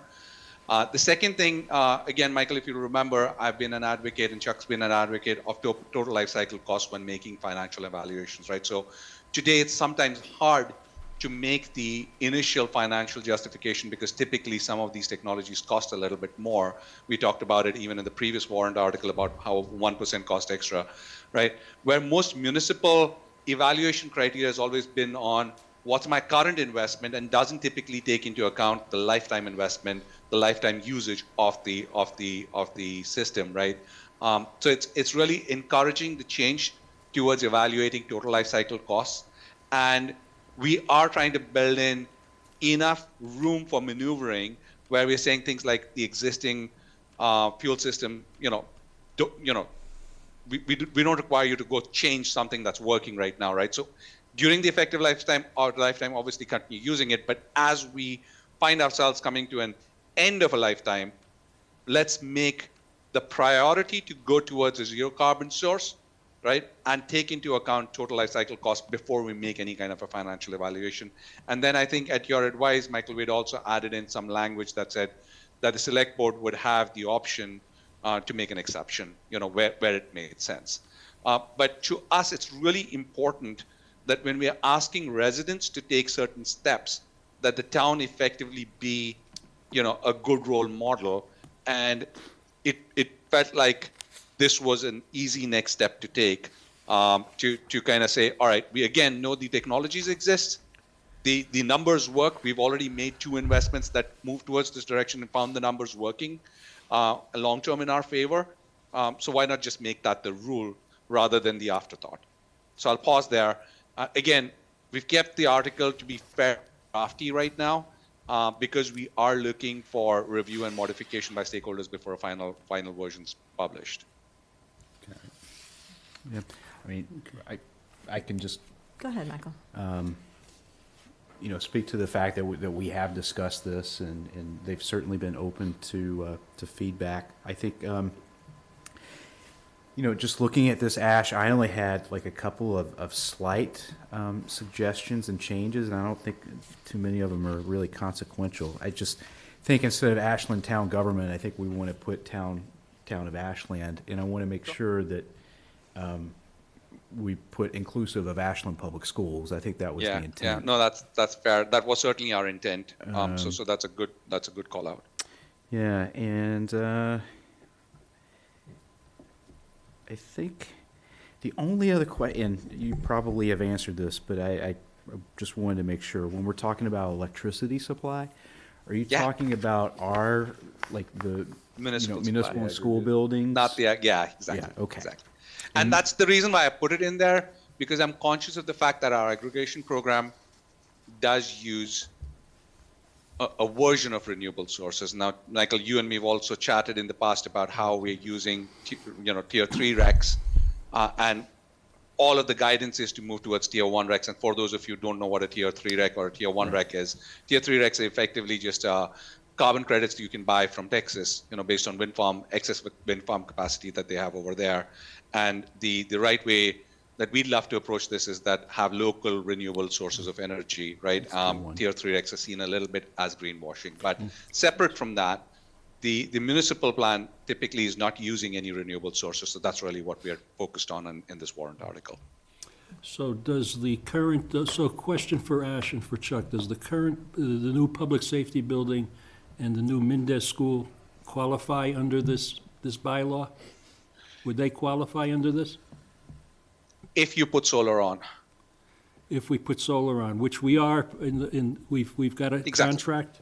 We have a contract to complete the solar on the public safety building. And Mendez has solar, I believe, as part of their design from the beginning. Exactly. Okay. And those are the kind of right type of decisions that we're looking for you guys to make is exactly those kind of decisions, except that they're, it took us a little while to get to that point, right? And again, everybody was super open to it. So I'm very encouraged by the fact that everybody was, and we've always had support for this. But rather than that being part 2 of a conversation, I'd like to make that part 0 of the conversation, like literally be one of the first things that we consider, because, oftentimes it has material impact. The second thing I will be transparent is that it goes beyond buildings, right? So we are talking about transportation as well as facilities, right? So there is a piece there where we likely will need to wrestle in is, are we ready, and is the technology ready for everything to be electric vehicles? Probably not quite, right? So, which is why we're using language like total life cycle cost and where feasible to make sure that there is that room. Natick, for example, has gone towards hybrid rather than full electric, right?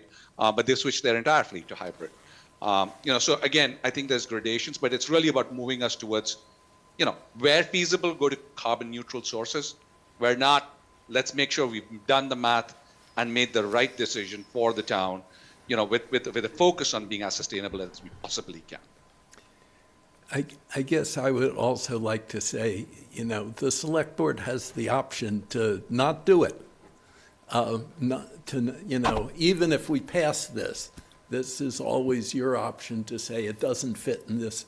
So in some ways, this is a little bit like our net zero by 2040. It's a wish, and it's trying to suggest that, but things like, if everybody in town is using renewable electricity, unless they explicitly opt out, then the town ought to be doing it too.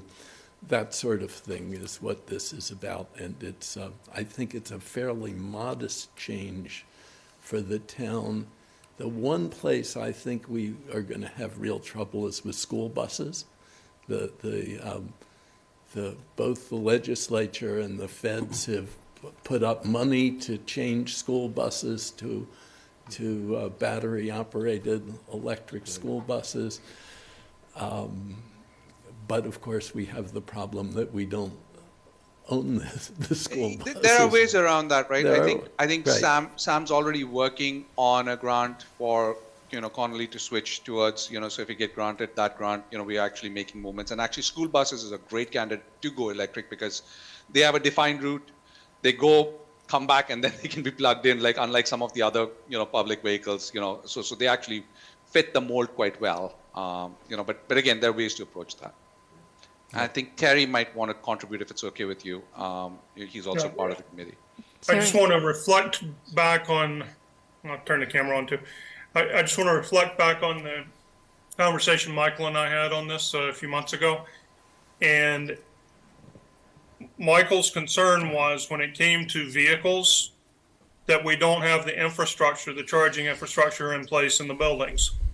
So we needed to not be as forceful on the vehicle side, whereas in the buildings, we're at a position where if we make a decision to renovate or build new, this will apply immediately.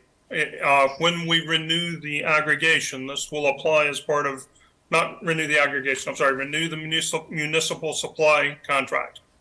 This will apply.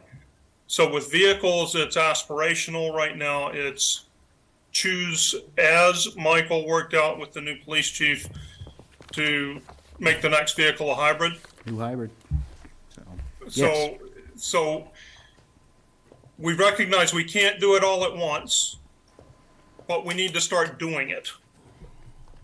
And we can do it on buildings. We can do it, but because you're not starting a new project right now, but the next project you start, we can do this. We can do it on the municipal electric supply because the contract is coming up for renewal in the next year or so. Right? So when it comes to vehicles and equipment, like the leaf blowers and things like that, that's just something we can work on. We can pilot a few things as the police department is doing. I believe Doug Small, Samantha had talked to Doug Small about this, and he was going to pilot a little bit with, I don't know if it was a leaf blower or something like that, but the kind of thing, he's got an electric chainsaw at home, so what can he do similarly within DPW? So it's more pilot when it comes to vehicles and equipment right now. Okay, thank you, Terry. Anyone have questions? No? I just have just a quick statement. So I think, thank you for bringing this forward. And I think, if I understand it right, we actually, with these two new buildings, basically implemented this, right? The folks who were involved in that. And we did it voluntarily. So that kind of, as a pilot, showed that this should work fine for us. And so, I think it's, I certainly endorse and support this. So it seems like a reasonable step to take. Just one thing I think it'd be important to maybe have a discussion about is, obviously this would apply to retrofits of existing buildings. And that could be a little complicated with some of the more historic structures that we have. Like, for example, the Valentine Barn, if we go to a system where we heat that or whatever. So, I just think it's something that we got to think about.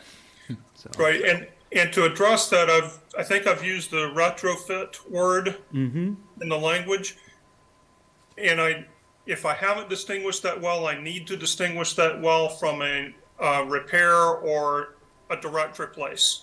Okay. So when the water heater blew out, as it did on me when I owned a house in Illinois, you replace the water heater. That's not a retrofit. That's a repair replace. Right. But when you take the water heater to a tankless water heater, that's a renovation. That's a change in technology. Okay. The renovation should be moving in the right direction. It shouldn't, as far as it should be carbon neutral. And again, Michael, if you have guidance for us on how you want to maybe avoid some of those gotchas, as you well know, we're very open to the feedback. We'll push back on you where we feel we really need to push back on you, but Oh, we you're are not open to afraid of feedback. that. I know, I know that. No, we're not shy. We're not shy. No, and that's good. That's actually Yeah, good. that's our job. Yeah, it works out well. Yeah, I just have to think about that. That just kind of popped in. Yeah, sure. The Valentine is a good example because Yeah. No, because that it's would fair. be something that would be, I think, considered a retrofit versus, I think. Well, it it's got no system. Right, it has no system, so it But would we be. might not put a system in there. Like, we might decide to have that more of a 3-season type of thing. So Yeah. it's. something Let's to think think through about. that. I mean, I think we can use that as an example and just pressure test some of the language here and make sure that we don't paint ourselves into an awkward corner that puts us in a bad place. So, so my question, Ash, is in this, in the draft that was sent to us, where we talk about vehicles and equipment, it says future updates will make this binding. I'm not sure what that So necessarily the means. intent here, the message we were trying to use, and we put that language in, I'm not sure if it'll survive the final draft, right? Okay. Was that we would like to move this towards being a much more binding bylaw or agreement or whatever, this thing needs to be. Right now, we're acknowledging that we need to have the room to maneuver, but at some stage, we would like to revise this when it's appropriate and we Yeah. know that the technologies work to actually make all decisions then towards carbon neutral, which, to be Okay. fair, if we have to achieve carbon neutral by 2040, we kind of have to do Right. it, right? And there's no way to do it if we keep using fossil fuels. Yeah, no, I hear you. I hear you, Ash. Yeah. And my concern is, we were talking about school buses and the leasing. I'm also thinking of all of our ambulances and fire trucks engines, and DPW. We had Doug Small here talking about Yep. DPW, and I think there's 70 vehicles that DPW has, and how we would be able to transition those, and the cost associated with that too, because there would be an increased cost in doing electric vehicles, I'm sure, for something that's specialized. I would think with anything like that, it would be as we replace them, right? And if the technology is available, and if the whole idea of the cost of the lifespan versus just the purchase and stuff like that. Correct. So I think this is gonna be an ongoing discussion and process, right? Even if this passes at town meeting, it's a guideline, as you said, so. Exactly. Those are discussions that'll happen as we move forward. Yeah. Yeah, I mean, this is a good first step. Yeah. Obviously not the whole race, but Yeah. one thing I will point out is we really need this finalized by next week, Yeah, I mean. really. Bye. We have to vote at our next At the 29th? The 12th. Or the April Oh, the 12th? We're doing it the We're- April 12th, and we just want to make sure we have enough time to have Lisa review it. And so, and with bylaws, there's much less flexibility in terms of lots Right. of times we put, the meat of that ends up in the motion so that the committees have time to work on it. But with Bylaws, you yeah, you have you to have post it. the whole thing in the warrant. Right, and also making sure the public understands it so that it doesn't show up Absolutely. a week or two before town meeting and people go, what the heck is this? So Steve, you have No, any I more think that's question? that's fair, and I think Terry and Chuck, who were individually the authors of both of these, right? We again kept this at a draft level because we wanted to give you a feel for sort of our thinking and where we were headed with it, and be able to take that feedback. But Terry's already committed that we'll have, a close to draft version with whatever feedback you need to give us, Michael. In the next 2 weeks, we can then share that with you and quickly turn that around.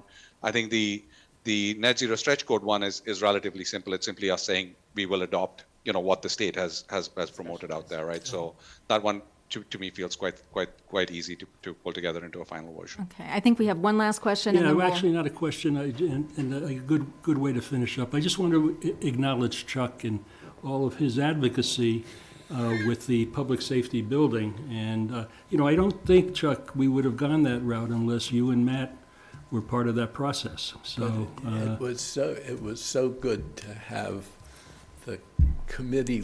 I really felt like we were heard, and that was really, it was really they a were plus. pretty robust discussions, and I think we looked at a lot of different variations, and I thought it was a really good discussion. And but I just wanted to acknowledge your role in that. I think it was instrumental Thank you, Steve. in the building that we occupied as of yesterday. Yep. Should we have a vote in support of these, or Not are we until gonna we wait? have a warrant article. And Okay. then we'll vote. All right. So, Okay. once Thank you. the language is kind of finalized, Finalized. we'll Good. definitely. Can I take it, though, that the select board is broadly in support of both of these moving forward, at least from a aspirational point of view, even though there's not a final vote? Yeah, certainly bring it, yeah. We bring can it count forward to town on your meeting. support as long as we land this thing properly. Yep, I think all of us Restoration are point of view. in support of bringing this to town meeting, so. All right, that's Absolutely. that's Thank you. perfect. So- That's really the Thanks, indication we were looking for, because if you were going to say, this is idiotic, Ash, we would probably rethink it a little bit. Not that that would necessarily dissuade us, but we really would value that support, yes. Well, Ash, Terry, and Chuck, and all the others, I see Sam on there too, and Margie and Florence. Thank you all for your work on this, and once we get some final language, we'll definitely Perfect. vote to put this on the warrant, so Perfect. thank you. Thank you, you. guys. Thanks, guys. Thanks a lot for the All time. right, good night, thank you, Ash. Bye-bye. All right. So moving on in our agenda to old new business, discuss modifying the BAA grant program and the next grant cycle.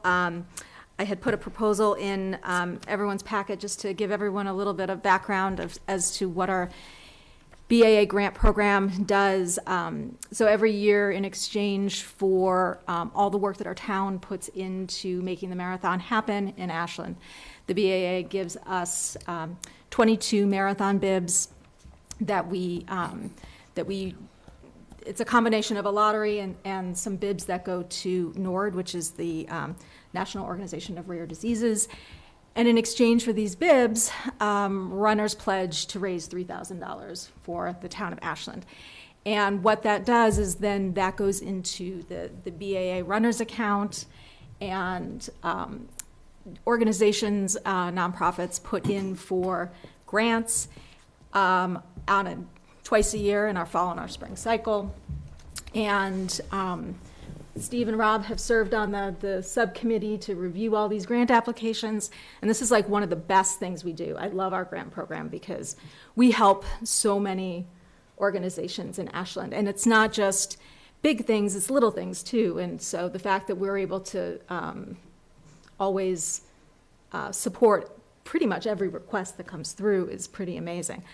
During our last grant cycle, I was looking at a couple things. One was sort of the large money that was sort of in this pot for the runner's account. Right now it's at approximately, I think it's 119,000, and we're still fundraising for these runners. So that's going to increase by, say, 20 or 30,000. So part of it is we've generally limited the $2,500, the limit for both nonprofits and then regular organizations too, because what happens is we open this up to pretty much any organization in Ashland. But because of the way the BAA grant money is funded, only official 501c3 organizations can actually receive grants from that BAA runners account. So what ends up happening is we split the funding mechanism between the runners account and then our select board gift account. And the select board gift account is funded through fees that are paid out from the Warrant Conference Center, and that pool of money that comes in is much less than what we have through the runners account. So that, I think Susan said it was like averages 15 to 20,000 a year. So, and we use that for a lot of things. We use that to fund our scholarships and our volunteer breakfast and our runners breakfast and a lot of the events and things that we do. So that pool of money is a little bit smaller and tends to be used for a lot of things that we do. So when I looked at, I was looking at like a couple of things. One is how do we best increase the amount of money that we're giving to these organizations. I also thought it was really important to kind of split it out into two things, because what's happening, like our last grant cycle, we actually granted out more money from the gift account than we did the runner's account. So I think separating it out and making it basically essentially two different programs, although it's one application, and being very clear of what the parameters are for those organizations, to me made sense. So what And then also, we never ask organizations how they spent the money that we've given them. We've discussed that, but then never really followed through. So I think there should be some mechanism to say, okay, we gifted this to you in the past. How have you used it? Mm-hmm. And because we ask them what they're using it for, but there's never any sort of accounting as to how things are used. And then the last thing is really kind of just creating sort of I know the subcommittee goes back and looks at the amount and other funding mechanisms for each individual organization. Rather than that, I think making it sort of a blanket, like if you apply for X amount, you get X amount, as long as you're qualified for it. It becomes a real equitable process and very transparent as to what we're giving So organizations. I would only suggest that, when you set an amount, everybody asks for that amount. Mm-hmm. When we set the $2,500 amount, everybody asks for that. So I think we might want to just explore if there's other options and just to have a blanket amount, because that's really how I think, that's what I would do, is ask for the full amount. Mm-hmm. I like what you've done here. I like the concepts. Mm-hmm. That's the only thing I think I might suggest tweaking. Okay. I will admit, and Rob's probably the same way, I'm pretty conservative when I start to review this stuff. Yeah. So I don't necessarily, I like the idea of having a pool of money, a stabilization fund in a sense. But, we probably have more than we need in that, in those accounts at this point in time. Yeah. But that's the only thing I think I would question, is that funding whatever somebody asks for. I think we should be a little bit more, I think they should be required to explain up front why they need this. Oh, absolutely. Yeah. So a couple things that I saw, I would similar to Steve, I would say, if you tell people, just like when we told people it was up to $2,500, there were many people who applied for that, and then there was no, as you said, accounting for how they used it. Mm-hmm. I agree upping the amount, but I do also think that depending on what they're applying for and how they're applying for, and if they have other ways of getting money, if we give them all of their money, are they then getting other money, or do they not need to get money from other places? And then one of the questions I had was when you were talking about maximum grant award through 2 consecutive grant cycles. Mm-hmm. So if I read that, that tells me that in the spring I can apply for $4,000, but in the fall, if I reapply, I can only apply for $2,000. Correct. And that means, and then what happens the next grant cycle? Does it all start again? So Or it's is it- $6,000 a year, so $6,000 annually. So Okay. it would be up to $6,000. And then, again, like, people would need to account for how things were spent. So if you're coming back, if you ask for $4,000 and you come back asking for another 2 in the next grant cycle, you need to show how you've used that $4,000, because things do come up. And I would rather, to Steve's point, where people just throw out, the maximum amount, I'd rather have organizations be thoughtful about how they want to use the money. And if they say, okay, you know what, we really only need 2,000, let's do 2,000, knowing that they can come back for another bite of the apple, and it becomes very, it's less about trying to maximize that amount of money for that, it's more of a relationship that we have with them, and it's really transparent. So it's like if they're going to, because quite honestly, most of a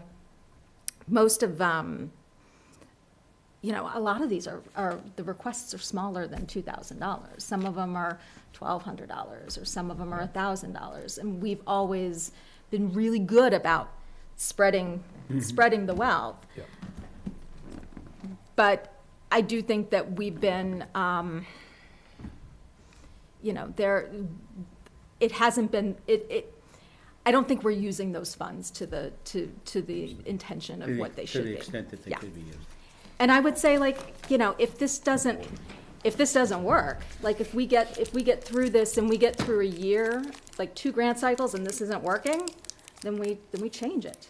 So so for example, like the soccer, let's think, the athletics, the youth, they're the ones that, and so somebody like soccer, I'm sure I think they apply more than once a year, right? So if they apply once for 4,000, and then the next round, it's 2,000. Right.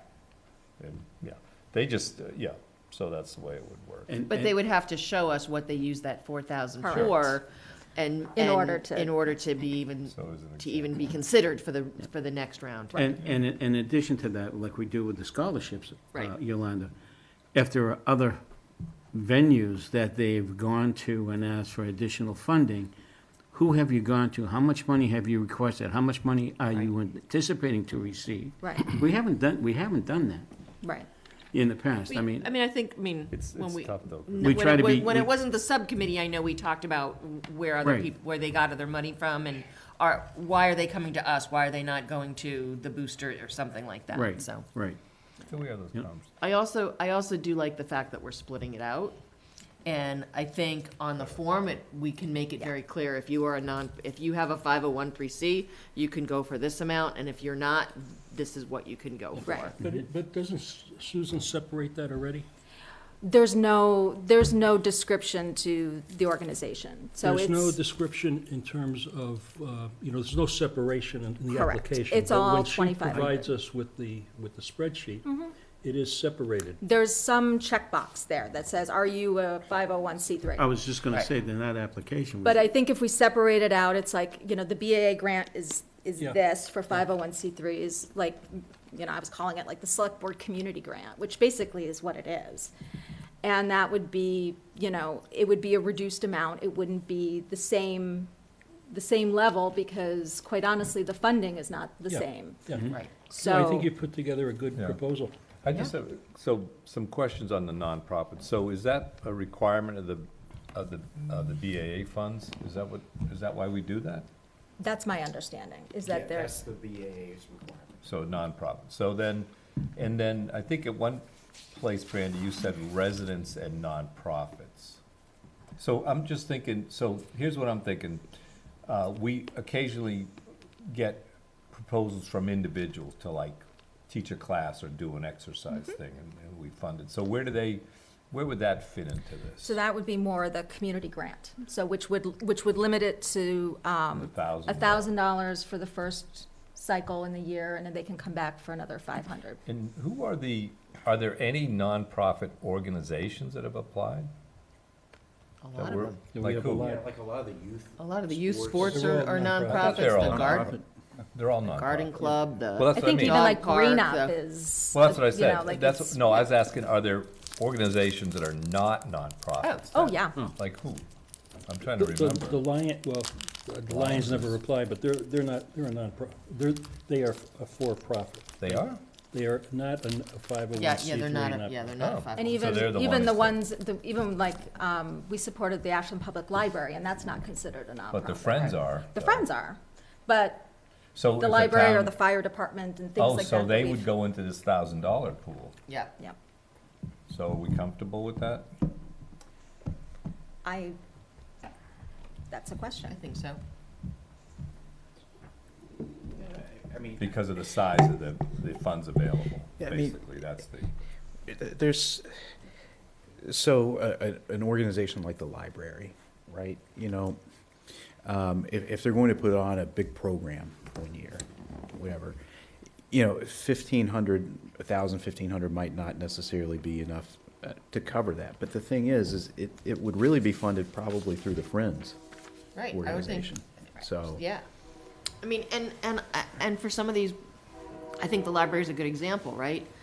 I know the library itself is taking on more of the programming, the Friends have sort of stepped back, but I would think the Friends are still doing fundraising, right? They're doing the book sales, so if there's a program that the library needs money for, the Friends, as the nonprofit fundraising organization, could apply for the grant funds. Right, right. yeah. All right.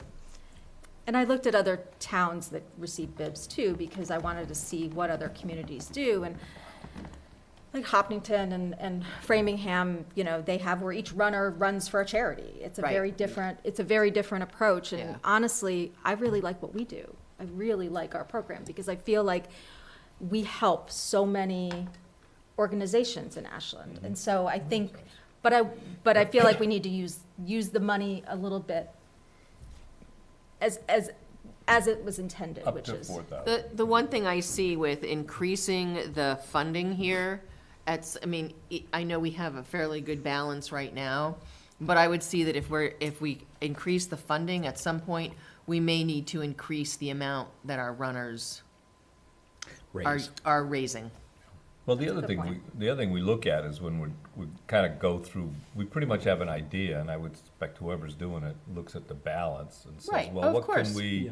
what are we at? We want to give out 40,000 or Well, we made an 35. agreement that we were only going to give out a maximum of X percentage Right. of the I get balance. what that is. right? So that would, Yeah. And, Probably wanna include so that that in was, here, you know, yeah. something we agreed upon a few years ago. yeah, I'm trying to remember So what that was. to that point, Steve, and to Brandy, if we've said we're only gonna give out X percent of what we have, and you're saying that if everyone who applies should get their full amount, Well, you're not saying Is that, it- are you? Well, I'm saying that everyone applies for they apply for what amount they need up to $4,000. Up to. right, so But we don't have let's, to approve it. well, but Well, that's that's the where Brandy question, said that's what that. Brandy's saying, if someone puts in if they're applying for $4,000, and we say, okay, we wanna support this, Yeah. we should just support the amount, and not adjust. Yeah. Whereas, I think that's a great idea. Yeah. But to the idea that if we're only gonna give out a certain percentage of our funds, then maybe it's the thing where, okay, we think these are all equitable, or we think we should apply these. Okay, if we're only giving out X percent of our funds, that means we have this. That means everyone, instead of getting 100%, they get 75%, and make it straight across the board that way, right? So rather than Sure. saying, okay, we're gonna give them their full amount, but we're gonna give these guys Yeah. only a half, and we're gonna give, Yeah.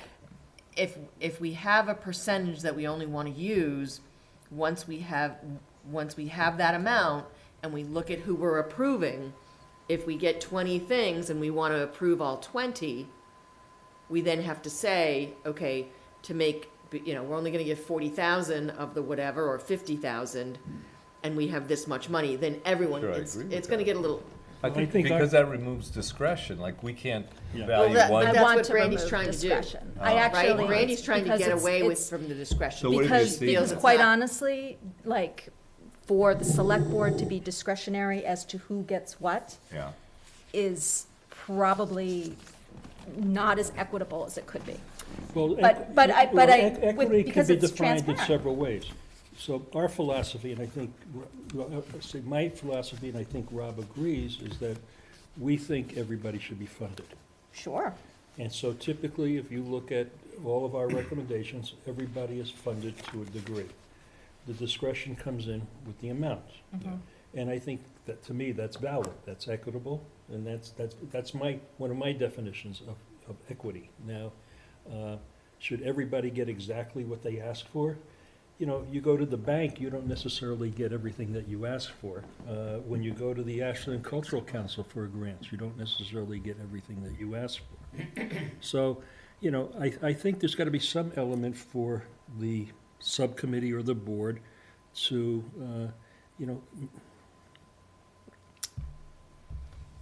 adjust the requests. Yeah, I would tend to agree with that. So I can go either way, and here's why. I think we have, at times, personal concerns or personal things have been part of our decision-making process, and not always necessarily is the program valid. So to Brandy's point, if we say, okay, we're not gonna, we want to fund everybody, but rather than some people at full and some people at part of it, if we make a determination that everyone's going to get 75%.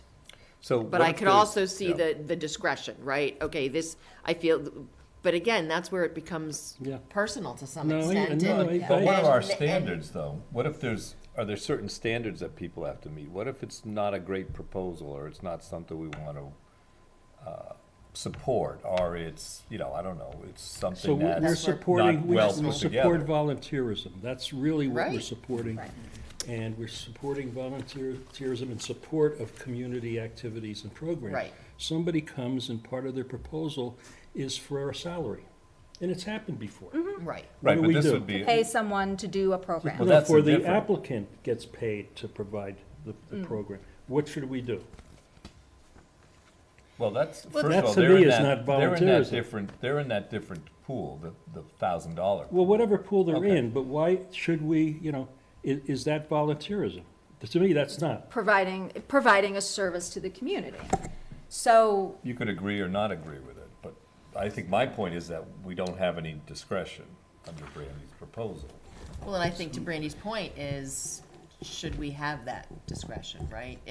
If it's a good program and it's gonna provide If to it the is. community or, So are there standards that they must meet? So there used to be, we would kind of review, oh, they Right. meet the standards, whatever they are, qualitative or, subjective. But if it's now a formula, does then everything get funded as equal to everything else, no matter what? I guess that would be my I concern. think we might have to have more discussion on this. So I just have one question, and I had to step out, so I apologize if I missed this. So does the proposal, and I did read it, I just don't think I saw it, does it limit the amount of applications you can get in a year, or in a cycle? no, Think it so, doesn't. So what happens if you get like 20 Everybody applications Well, for that- 4,000 and Right. applied for 4,000? Well, Right. because what we did have the discussion was, we have said that we only give a certain amount of our money away each cycle, and we forget what the percentage is. So So if we have everyone, if we have $100,000 It in was our 50%. account, We would is it never- 50? Yeah, we'd We never- don't give out more than 50%. So if Of we our have balance. of our balance. So if we have $100,000 in the account, and we have, so if we're only doing half, so we would do $50,000. That's what we would give. If we have more than that, if we have more applications than what we have funds available, that's what we're trying to Everybody discuss. gets Is it. how you, Okay. Which how I think you is a you're going good, down I think that's a Sorry, good, yeah. I think the percentage is a good way to Right, to but do then, it. so then the discussion, Michael, was, okay, so if we are only doing 50%, and we have these 40 programs asking for $4,000 each, do we give some of them the full amount, or do we say, okay, we have $50,000, whatever that matches, and then Fairly they all get all common that? that the requests exceed that 50% number. Right. So when we review So it. you're on it. I We just- have to, Okay. we have to make a determination, because we're not going to exceed, in this case, let's say the $50,000 threshold, so we can't fund $80,000 worth of requests. So we're making a determination somewhere along the line. Right, and so the two ways are, one, the way we've been doing it, where you sort of determine, okay, we know this is an organization that uses the funds wisely, It da, can da, be da, da, subjective, yeah. but these are new or whatever, so we're gonna give them less. I- Or do we say, okay, everybody gets the same percentage of their Right, request? which would probably. I like kind of the broad strokes you've done. I Yeah. like the separation. I like increasing the amount out of the runner's account, because we have the money. Yep. And we should distribute more than we typically have, because I'm stingy. And, That's okay. but, so I think those are good things. But I Okay. think it needs a little bit more discussion, and I think more kind of looking at some of the specifics. Otherwise, I think, the bones of it is good. Yeah. So the important concept here is, Brandy is saying, there's really a formula for distribution. So, so I think if we want to go that direction, it's 4,000, and if you apply for 4,000, you'll get it, subject to reduction across the board for available funds, right? That's basically it. Right. So I think if we want to go in that direction, the thing I think we need to add is some sort of minimal standards that the proposal must meet to be qualified. So we don't have some off-the-wall thing that we're funding along with everything else, some kind of minimal standards. So once you make like it's a complete application, it has, I don't know if that's something, like Sue Susan Roby typically reviews them for completeness. Yeah. So Right. maybe there's some step that we add that they're qualified, and so now they go in the pool, and this is, the formula's applied. I mean, I think we could do that, if we get rid of the discretion, because then we wouldn't be faced with, what's this off-the-wall thing? Oh, we gotta give them $3,000 like we're giving everybody else? Okay, I don't. But to add to what you just said, Rob, once the money has been distributed, they need to come back to the committee and show Oh, where yeah. the funding Yeah. is going. Sure. and Right. improve via either receipts that they have or whatever. So that way they know the funding has been used the way they said it was going to be used in the original request form. Right. So, So that needs to be, so what if they haven't done that? Do they get Then in they the don't pool? get, then they All don't right, get so that kind of considered. should be, so the big question, are we gonna open a grant round? oh, is that tonight? Yeah, and the subcommittee going to have another opportunity to Be subjective. be subjective, I would, yes. I would say if we're gonna open the grant round, we do it with our current, Yeah, no, we guidelines. couldn't vote for this tonight. I And think I No, say I we don't do it think- with right. our current guidelines, and we flesh this out more, and if we do change amounts and stuff, we look at that for our fall grant round. Yeah. Okay. So I move that we open our BAA grant fund, application period with our current guidelines, our current maximums, and we keep it open until, Can I make a request? If we open it tonight, which Yep. is the 15th, and we Yep. close it on the 14th, that's a month. of April. And then it would give me an opportunity, Rob and I, an opportunity to make a recommendation on the 19th, the meeting of the 19th.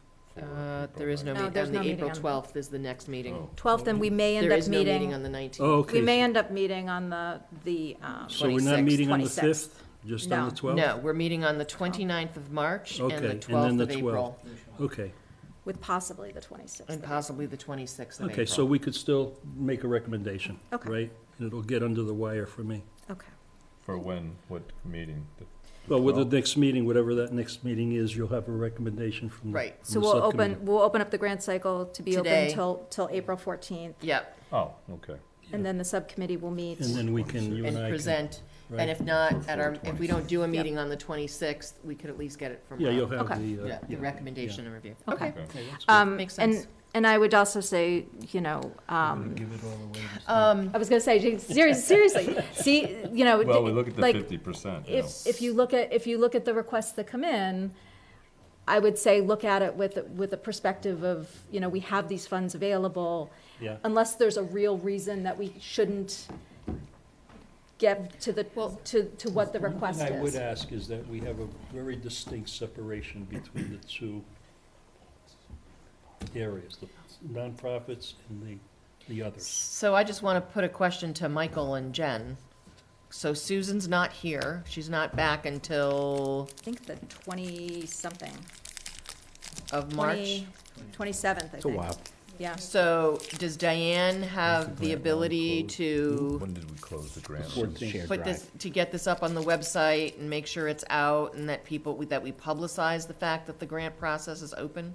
If we need it done, Diane can do it. Okay, Very good, okay. Okay.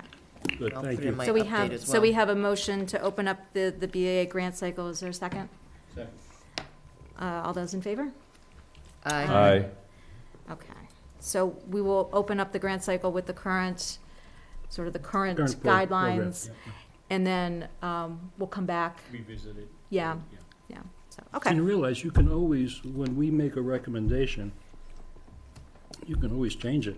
Right, Right, which we, and I absolutely. think You usually there's rubber been one stamp or it, two but that that's, we have, but yeah. Yeah. Yeah. Okay. So, no, that's a fair point, because, we do, the entire board votes on the grants, and we do need Yeah. to, so I think that's a fair point. Yeah. We can Okay. make any adjustments that the board in total feels is necessary, so, okay, all right. Thank you guys for the feedback. Moving on, discuss the town manager evaluation process. Again, That time. Discussed it at the last so meeting, we didn't have it on the last meeting, and with Steve retiring from the board in May, we wanted to open up the town manager evaluation so we could potentially get that done before Steve leaves. So Michael, I know we had talked about possibly opening it up around March 29th-ish. Yeah, at our next meeting. At the next meeting. Getting in the evaluations by the end of April is what we're talking about, right? Just the timeline? No, probably getting them in the middle of April, Okay, and then at the meeting at the end of April, do the public okay. thing. Because that does bring up the whole point. You know, our meeting, April 12th, is our last scheduled meeting, actually before the election. Because we don't. Yeah, unless we put one in on the 26th, which we had Correct. talked about. Did I say too. 29th? Or I Yeah, just said that's the end of fine. April? That might Okay. be a And I'm good, thinking we should tentatively plug in the put a placeholder 26th, because there. that could be a Okay. good time to, even if we only do one or two things, that would give Yeah. us time, that would give you time. The other thing is, I know, Michael, you typically try to do a self-evaluation and get that out to us.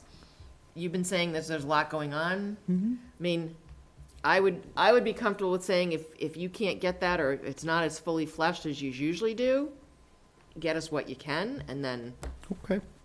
if that makes sense to other people as well. I mean, I think last year I kind of mailed that piece in, probably literally, but, Okay.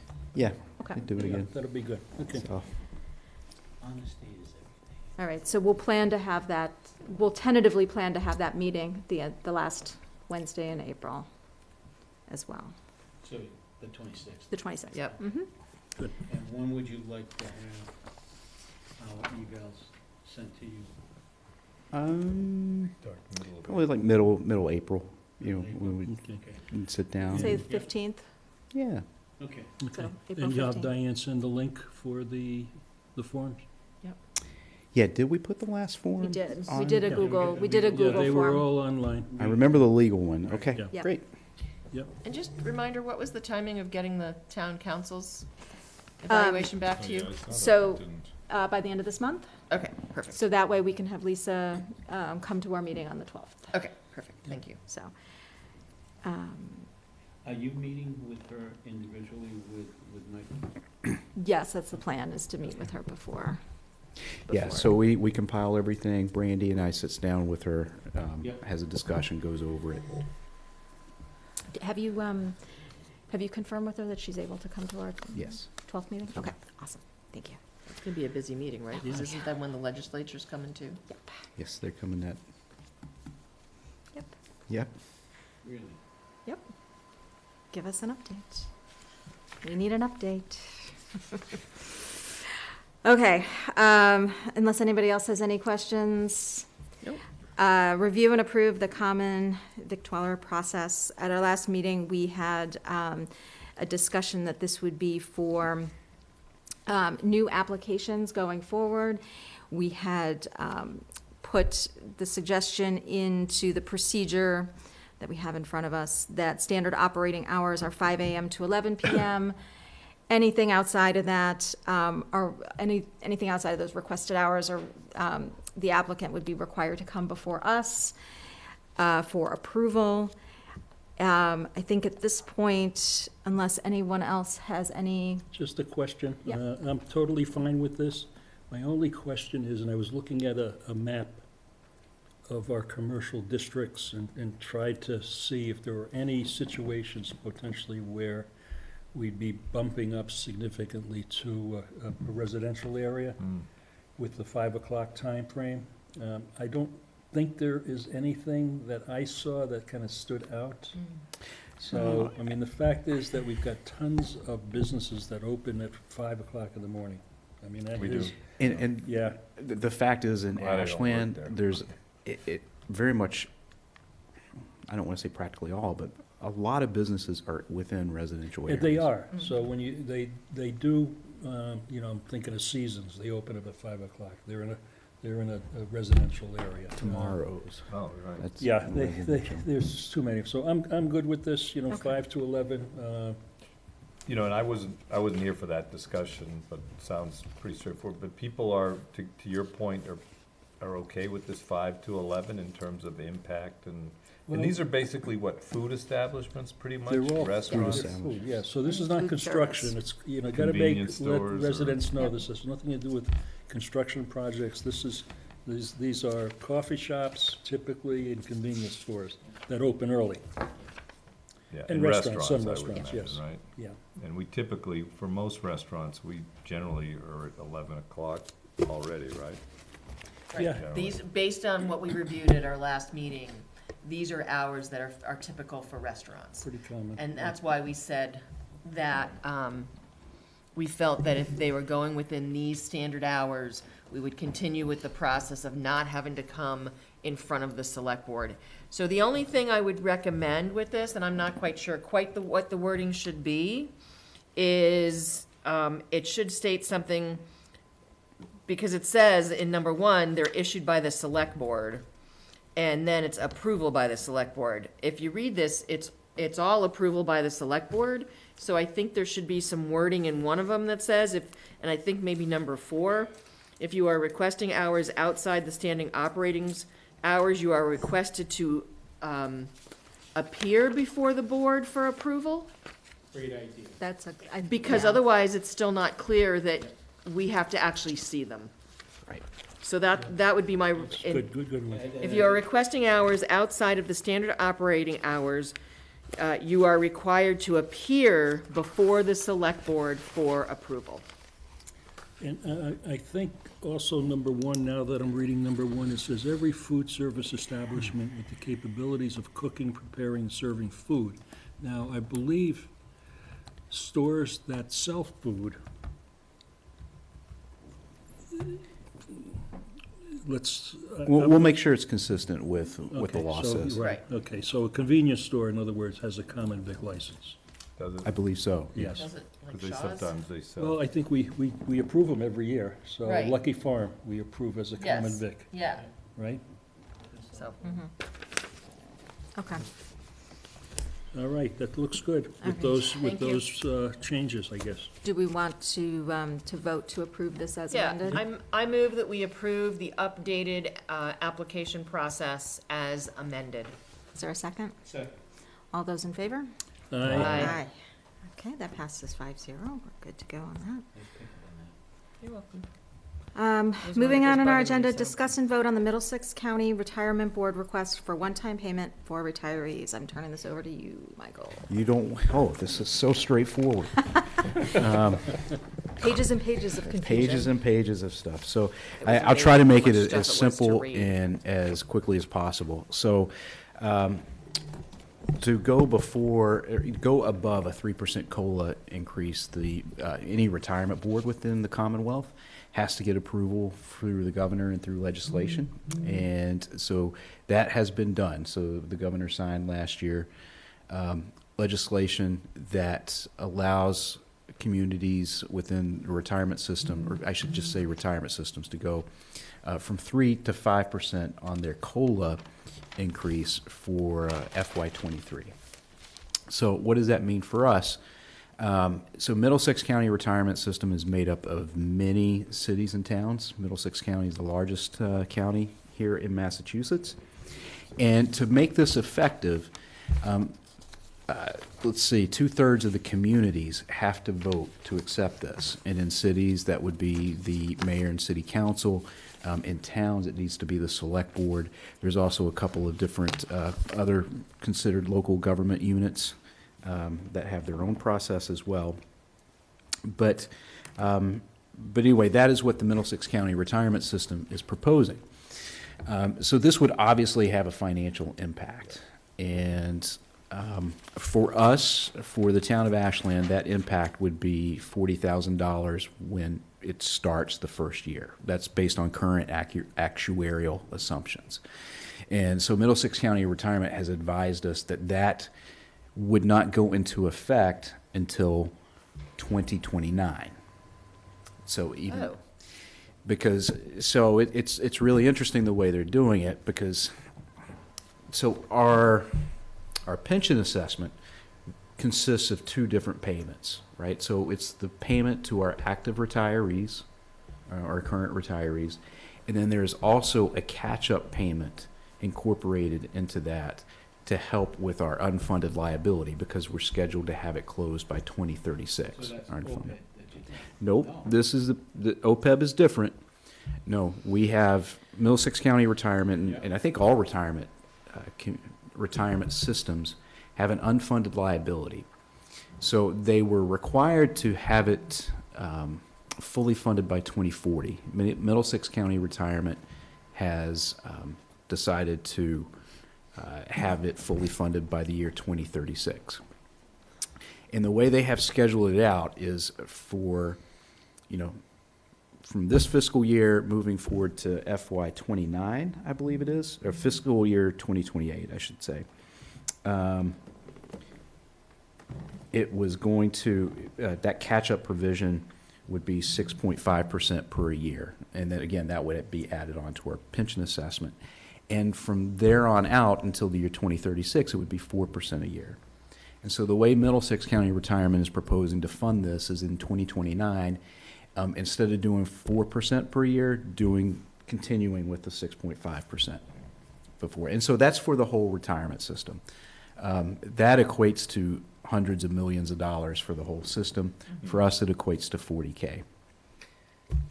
It's $40K annually, but going up 6.5% every. Well, no, the $40K is add on to the active retirement piece. Got it. And so, yeah, that will probably be adjusted as additional COLAs, just like, if you have a 3% COLA in one year and you have a 3% COLA the next year, obviously there's a compounding effect to it. Yeah. So, yeah, that would be in year one. Okay. Now, the retirement benefit, the COLA is starting immediately for the retirees? Yes, for FY23. Right. Okay. Yeah. But the impact to the community's 2029. Correct. 40,000, and then 40,000 kind of compounded every year. Yeah. And remind me, does this come from the free cash allocation at the end of the, No, we budget it. It's in our annual budget. So for this year, it's around $4 million. Our total assessment. So you'd have to increase that by 40,000. Well, not for a number of years, I guess, is that? Well, it's going to increase each year. Oh, it would just add on another 40,000 during that year. That in 29. 2029. Yeah. So what's the background? I know, so the inflation was much more, but what, so this is as a result of unusual inflation, right? Is that basically? That's the primary driver, yes. And is it the fact that it's only on the first 16,000 of pension revenue per year? Did I understand that right? Benefit. If you're talking about revenue, meaning like the pension benefit, correct? Yeah. So people would get 5% on their first 16,000. Is that what? That is the way I understand it. Correct. Yeah. So it's kind of focused on lower income retirees, I guess. I mean, if you're higher income, but it's still only the first 16,000 that you get 5% on. I mean, I believe the average benefit for based Middlesex is like $29,000, $30,000. So 16 is. But it's only the first 16,000, so I think we're talking $600 or $800 or something. I'm looking at one of the slides and it says approximately 2,500 of MCR's 6,200 retirees receive an annual benefit of less than $16,000 a year. So it's in some So cases the majority of them aren't getting more than 16,000, and then there's, if we do 5% on top of that, so. Right, and then I should say, for those that are earning a benefit less than 16,000, that would be prorated. They get prorated. So was there the background that this was a need of retirees that were really low on funds and inflation was hitting them? How did this come about, or was it just kind of a Probably statement? Social Security's just like gone Social up, Security. gone up, but they had a big cost of living increase They this had like year. an 8%. Yeah, this year. I think 2 years in a row they've had Yeah, a and pretty last year it was decent 5%. increase. So this is kind of a standard because of inflation. Yep. We're looking at this. Okay, so we just have to approve this change as presented? Correct. Is there special language? I didn't see. It's except Chapter 269 of the Acts of 2022. I move that we accept Chapter 26. Could I just ask, so Michael, I'm sorry, I had my thing, but so Michael, any other, so you're, in terms of budget-wise, you don't see a huge impact here, especially if it's getting put off, I guess. Yeah, I mean, You're not overly worried about the budget for this, I guess. yeah, probably the only people at this table around in 2029 are going to be Brandy and Jen, so we don't, we don't have to worry about it. So The last women standing? Wait a minute. I'm just. Yolanda loves this. She'll You be didn't hear the forever. cheers out in the road, so no. So I mean, I might not be sitting here in 2029, but so. actually, I better not be sitting. But yeah, I feel like we can handle this, Rob. Okay. And again, most of the retirees that we have, you know, you hear about those huge, outrageous pensions that, you know, some people receive, but the majority of them are, like I said, in that 25. Yeah, I wasn't. Besides Joe, who else? I was staring right at you. I didn't mean that. But no, I feel comfortable with this. Okay. Does anyone else have any questions? No, but I have to recuse myself. Okay. It's true. This is true, yeah. It affects me. I move that we approve the Chapter 269 of 2022, Acts of 2022. Acts of 2022 as presented. Is there a second? Second. All those in favor? Aye. Aye. So 401. 401. So, I had to. No, that's appropriate. Yep, Thank thank you. you. Your ethics training. That is absolutely a- the right thing to do. okay. The next thing on our agenda is discuss the request for a memorial in honor of Spencer the dog near 162 West Union Street. We had received an email from someone who was asking on behalf of the Powers family if we would consider possibly building a statue in honor of Spencer the dog. Now I it's was- Spencer and Penny. Spencer and Penny. Personally, I was thinking that we would honor Spencer and Penny the way we honor so many other people that have given so much to our community, and maybe do a proclamation for Spencer and Penny. Personally, I think If that's, they wanted to put something out there, I think the funding should come from the BAA. But I think if you're okay with, 26.2 group. yeah. Yeah. I think if you're okay with a proclamation, Because that's in front of the senior potentially center? became a reality, a statue, if somebody were to fund a statue, let's say the family or some group came together, Right. the location was listed as 162 West Union Street, which is our community center. I think it's an excellent location. I think it would be a very cool attribute Right. to the location, but I don't think we should pay for it. well, I think what the family or this person is looking for would be our approval to potentially fundraise for this. Is that what I I'm? think that's, so. that's what I thought. And that's why I thought the proclamation, I think, was a really good point. Yeah. And a really good idea. So, So, you know, I mean, you know, obviously Spencer and Penny were mainstays at the Boston Marathon for years, and you know, we send our sympathies to the Powers family, and but in my personal opinion, I don't think erecting a statue to a dog is probably the most appropriate way to Yeah. honor the dog. I think they need to make a proposal to the town, if it's something they'd like to see the town do, and then the select board can discuss it and determine whether it's they'd like to support that or not. And I'm willing to be the liaison between Tamara and Rich Powers. I know Rich. Last year I had the opportunity to interview him and with Spencer, and I mean, I knew him a lot longer than before that. So if it's something that he really wants, I like the idea that they come and do some kind of proposal.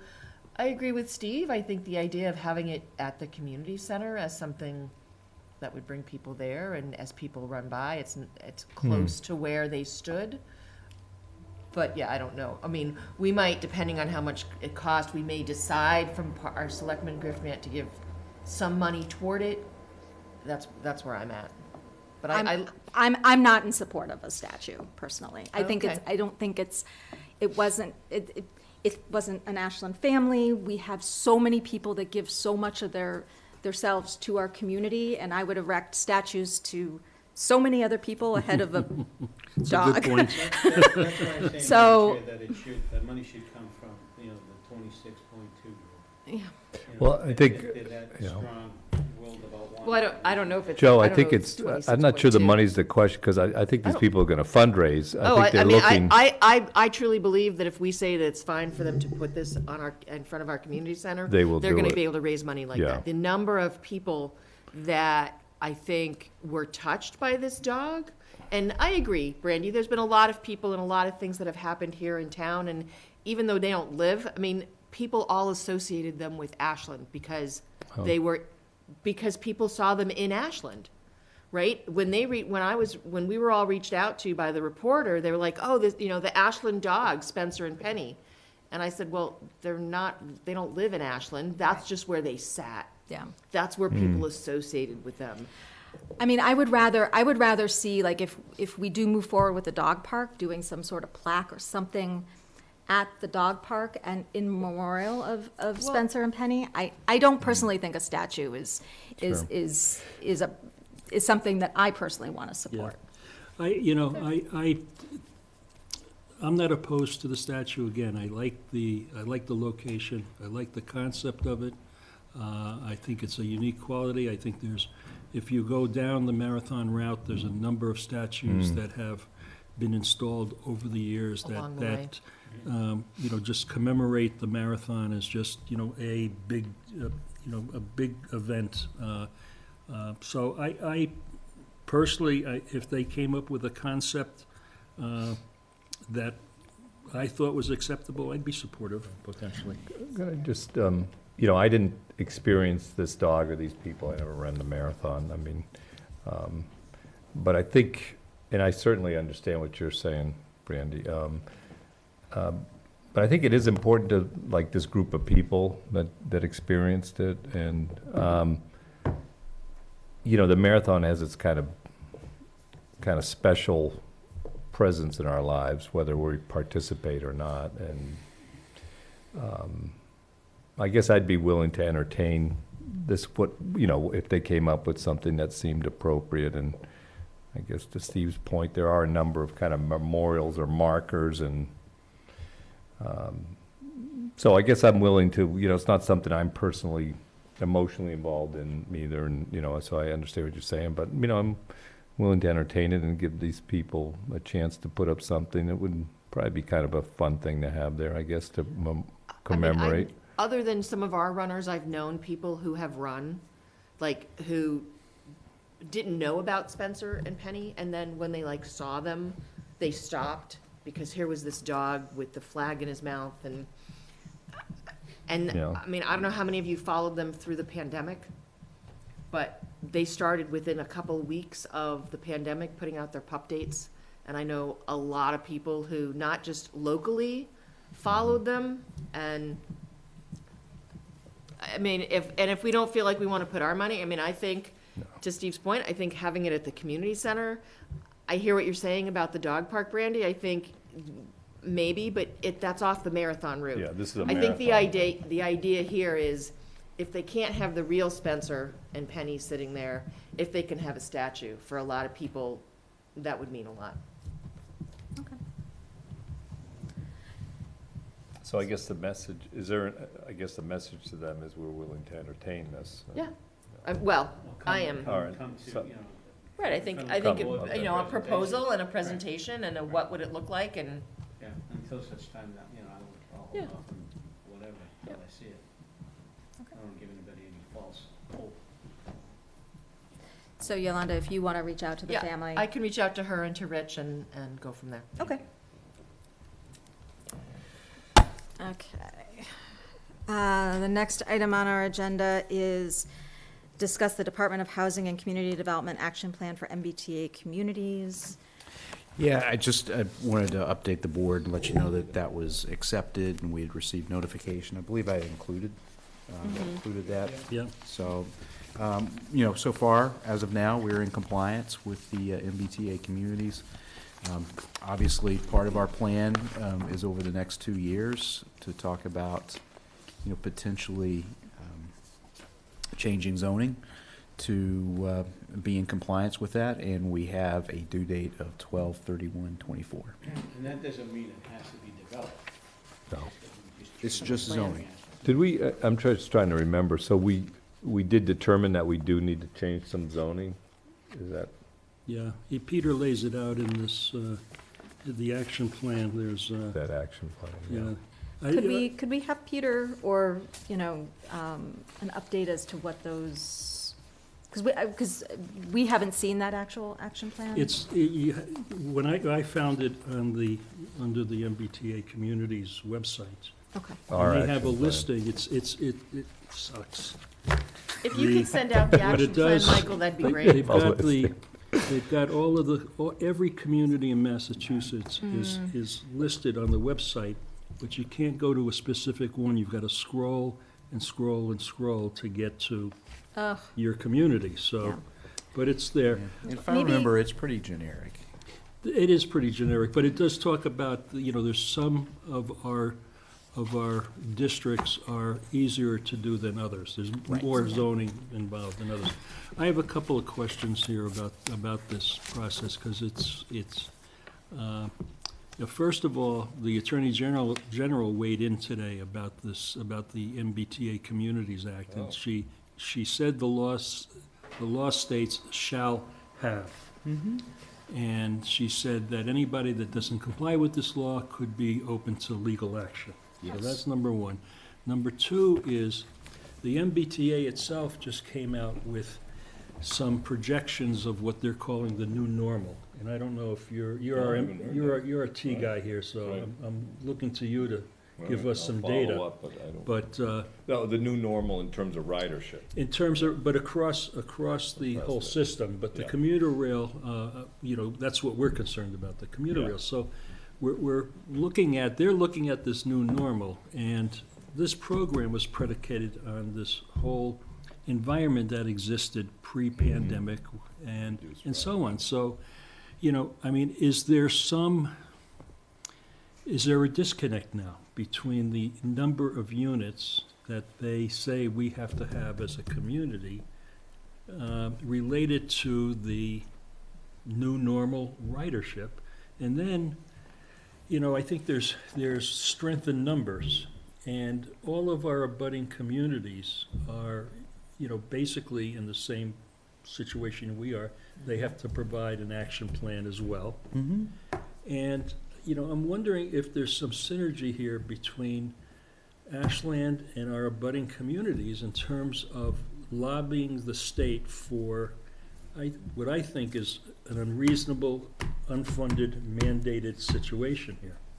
Well, I think, I've got, you've got a lot of questions there. I think the first one, I'm not familiar with this new normal that they're talking about, but I have always had a concern about, remember a couple years ago when actually it was probably pre-pandemic, when we were talking about putting billions, hundreds of billions of dollars into a transit system that was really designed to get people into Boston during the day and out of Boston into the suburbs at night. And given climate change issues, the fact that there's a lot of predictions that a good chunk of Boston might be underwater, why would we make that type of investment? And then, I think that's still an issue.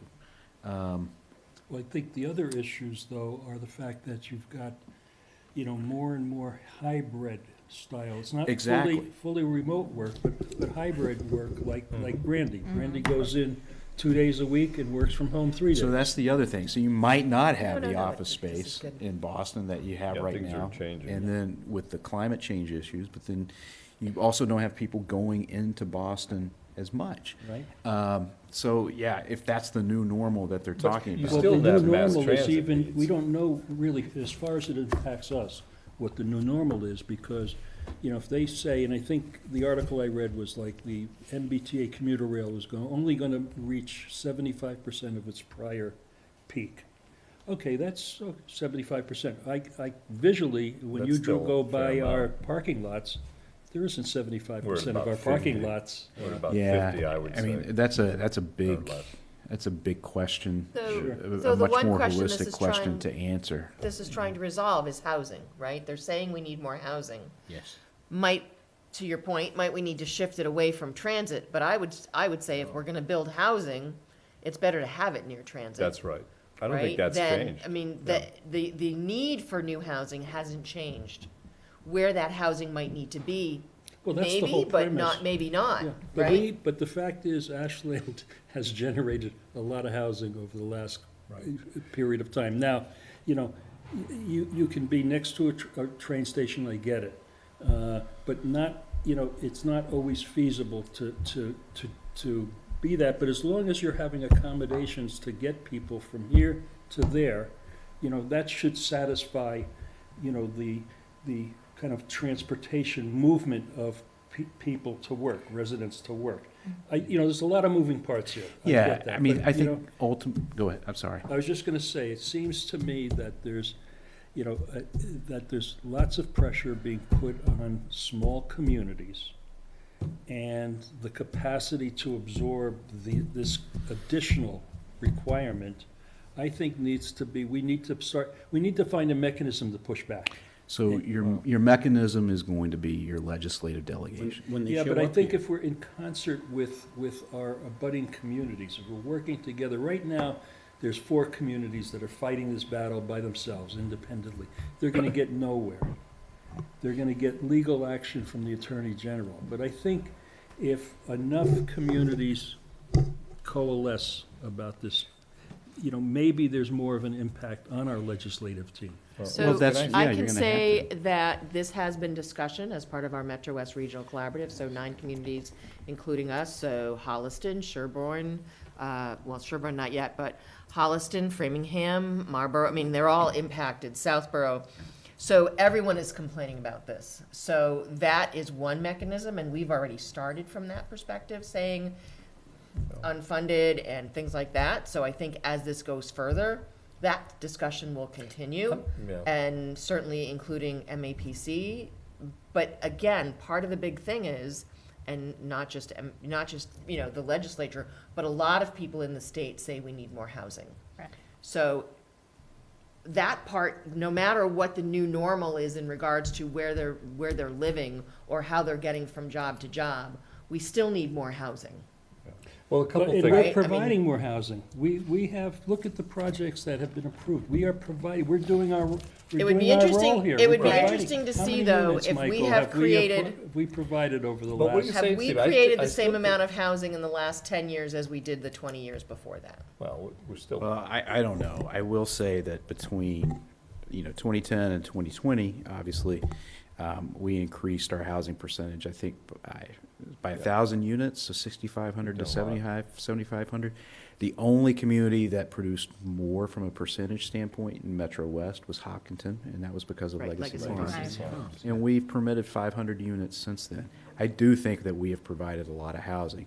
If communities want to push back on this, they need to address it with their legislative delegation. Yep. And I don't want to say the words, but they put the pressure on the legislative delegation and have them change the law. But- Right. So I'm, you know, Well, we'll I have was an waiting. opportunity on the Right. 12th, right? Well, yes, but I'm not convinced that we need to push back, because I was waiting to see what's the big impact here. So far, we're making minor changes to our zoning. So what? And, you know, I still believe that whether this ridership is decreased, that it's good in terms of climate change, in general, that we try to locate housing by existing transit. And that's what's all behind this. Now, how unreasonable is it? You know, I'm not sure at this point. So far, we've just gone through a pretty easy process where we're reviewing our zoning, and we'll see what else we need to do. It's not clear to me what the big horrible impact is that we have to deal with. Well, Yeah. it won't be that, you're right, but it won't come to, you know, fruition until you have zoning in place, which is zoning by right, if I'm not mistaken. And a developer comes and buys a parcel and wants to put up what he wants to put up. Well, we still zone it a certain way. There was a variety of, Yeah, but you're limited. Yeah. Because it It's has to all be a about- certain amount Because of it has to units meet per- so many units No, per you density. can't It's you can't density. so require let's affordable. work out exactly what the Right. issues would be. Though, I'm thinking of those didn't- parcels there. They're not Didn't the bad for inclusion of that. affordability change? the I'm Sure. not saying that they're the bad. final- So- I'm saying, what is the impact? That's where the I inclusionary thought in the rule final comes in. guidelines, Okay, if we have commuter rail inclusionary is a better zoning, Zoning. they might have than to. other That's somewhere correct. else. Because right now, a You developer know, can come in and do whatever the heck they want to do. But I will say, I mean, and this kind of I morphs into just the think, next we're getting topic. forced down Yeah. this road. The Attorney General is not the only one leading this charge, but she's been the most prominent one. And what she is talking about, you know, I'm talking about putting pressure on legislators and state laws and stuff. She's talking about things that go along the lines of a federal consent decree, which goes, I mean, Well, people, that you know, is what it they're is. very concerned about housing, and this is seen as part, and climate change. So, I'm telling you, I mean, my advice, if that is something that we as a community decide to push back on, you know, collectively, that's probably one of our best. I need more information before I'm gonna push back. Could we have, because I haven't seen the, If you could What send the we've- action plan out. or Yeah, I think I maybe can do it's- that, just, I don't want you to have your hopes up that the action Oh, no. plan's gonna have like Yeah. some, I do think the community generic. has been Very talking generic. about MBTA communities, and it may not be a bad idea to just talk about it at a meeting, because I You think can take that, if that's we ours. present those, Thank you. yeah. even if it's just an overview. Actually, you know what might be good, is Yolanda, would Metro West Regional Collaborative or MAPC, well, I guess MAPC is MWRC, would they be willing to do like a public forum for all the communities? Oh, I'm sure to I be a part can, of? yeah, I can bring that forward to have something where we can all come together and have a discussion. Yeah, I'm talking and- about the public from each of the communities. Sure, Be a part of that. sure. Yeah, Talk about, because that could, Yeah. yeah, I can bring that forward. Because this has been in sort of Yeah. the public discussion for a while, and it would be good if people had a. And mechanism Rob for it. makes a good point about, you know, what really would be the impact. Well, there's, just by changing zoning, would be really just paper impact, right? Right. But that begs the question of when a developer comes and wants to develop that parcel, and he's gonna put X number of units per square foot, and then it becomes a whole nother animal. Yeah. Right, and we've got that kind of zoning now, we're dealing with it now, only it's on roads, not near commuter rail. Yeah. And what we don't have, though, Rob, is we don't have the inclusionary zoning Right. bylaw. Yeah. And that's something that needs to be worked on. Yeah, so that's Yeah. another issue, yeah. It's important because that can hold the developer in abeyance. yeah. So what I'd suggest is maybe we move, because it ties in, Yep. the next agenda item, and I can do that probably within the 10 minutes, and then you can make your motion to go past 10, because we still have a few items to go through. So again, the next agenda item is discussing the Attorney General's response to our building moratorium. So Yeah. we did receive, Lisa had received an inquiry from the Attorney General's office asking for an extension of time to review the bylaw that was passed at town meeting In November. in November. So if you recall, the Attorney General has to look at bylaws and zoning bylaws, and they have to ultimately approve them. So this Attorney General has concerns about a moratorium that's been put in place. And so her office had requested a 90-day extension to review that. Lisa negotiated with the staff member from the AG's office to get it down to 45, so, which has been allowed. So also what we have done in response is we've provided a memo, which I actually should send out to you as well once it gets finalized, that outlines more, in more detail, some of the rationale for our building moratorium and why it's important. And central to that is the fact that we have, we've created essentially 1,500 units of housing in the last, 10, 12 years. So because they're still reviewing it, does that mean it's not actually in effect? So the way those articles work is that once they are approved, it goes back to the Approved date by that it was, town meeting. the Attorney General. Oh, okay, Goes back to the date that it was passed. okay, so if someone comes to us now, we can say, it's under review, so why don't we hold off? Because it's very likely that we can't approve this anyway. Correct. Okay, And thank you. when is the 45-day period up? I don't have that date right in Okay. front of me right now, but And what happens if they don't support this? If they say, no, that you can't do this? it gets struck down, and I don't know if we have the ability to appeal that or not. I mean, this is very foreign territory for me, Okay. and I think for a lot of people. So let me ask Well, you, Why would Lisa negotiate knocking down the 90 days to 45 days? Because the 90 days, because this is what's going to happen. It's going to get denied if they didn't have an extension. No, I think Joe is asking, why didn't she approve a 90-day extension? Why did she cut it down to a 45-day extension? Because we didn't want to drag this out. Okay. Okay, I just thought it Yeah. would just, never Yeah. mind. Okay, I get it. And have we gotten anything in writing from the Attorney General? Or Just requesting the extension. And I think you sent that to us. I thought I did. I believe you You did, did. yeah. I did. Sounds familiar. Any other towns that have building moratoriums being looked at by the AG's office as well? Not that I'm aware of. I mean, Framingham recently came out of a building moratorium, but it was passed a couple years ago under a previous administration, previous Attorney General. And they have because they're a city, they have there's a different approval process too. I Yeah, it's thought just I like city remembered. council. Yeah, Yeah. so it doesn't, yeah. Got it. So it's interesting territory. Sure is. I think we have a strong case. I think we had a strong case when we presented it to town meeting. I think, we continue to have a strong case. And we even have more projects in front of the planning board now than we did when it was passed at town meeting in November. Okay. Does anyone else have any questions? Nope. Be just interested to see what we're gonna respond, how we're gonna respond. Do we do a response or just wait for the? Yeah, so we're doing a memo. Okay. That's what's, when it gets finalized, I'll send it around to everybody. It's pretty close. All right, moving on to the FY '24 budget. Michael? Yeah, I hope we might be able to spend a little time on it, but I don't think, given the time and everything else that's left and the fact that we have discussed this quite a bit in previous meetings, it's necessary. But again, just to recap with everybody, we had, I thought, a very, very good tri-board meeting last Wednesday that talked about the FY '24 budget, talked about some of the circumstances that we're facing, and I think everybody agreed with what was presented in terms of a budget, and also supportive of the necessary modification to the Special Ed Stabilization Fund policy. So it's been provided here for your review and approval.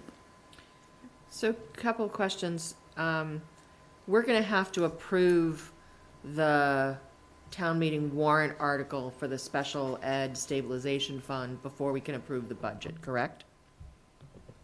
We're gonna have to approve the language change of use of the Special Ed Stabilization Fund before we can approve the budget, because the budget has us pulling money out of the stabilization fund. Didn't we do that Yeah, at you've already tri-board? did that. You We did that on at tri-board. Wednesday. Oh, so it was just a tri-board thing? It's a It was it's a not policy It's a thing. policy, not, okay, Correct. okay, that's what my fine. understanding was. That's fine. Right. I thought it was something that had to go to town meeting, but okay, that's fine.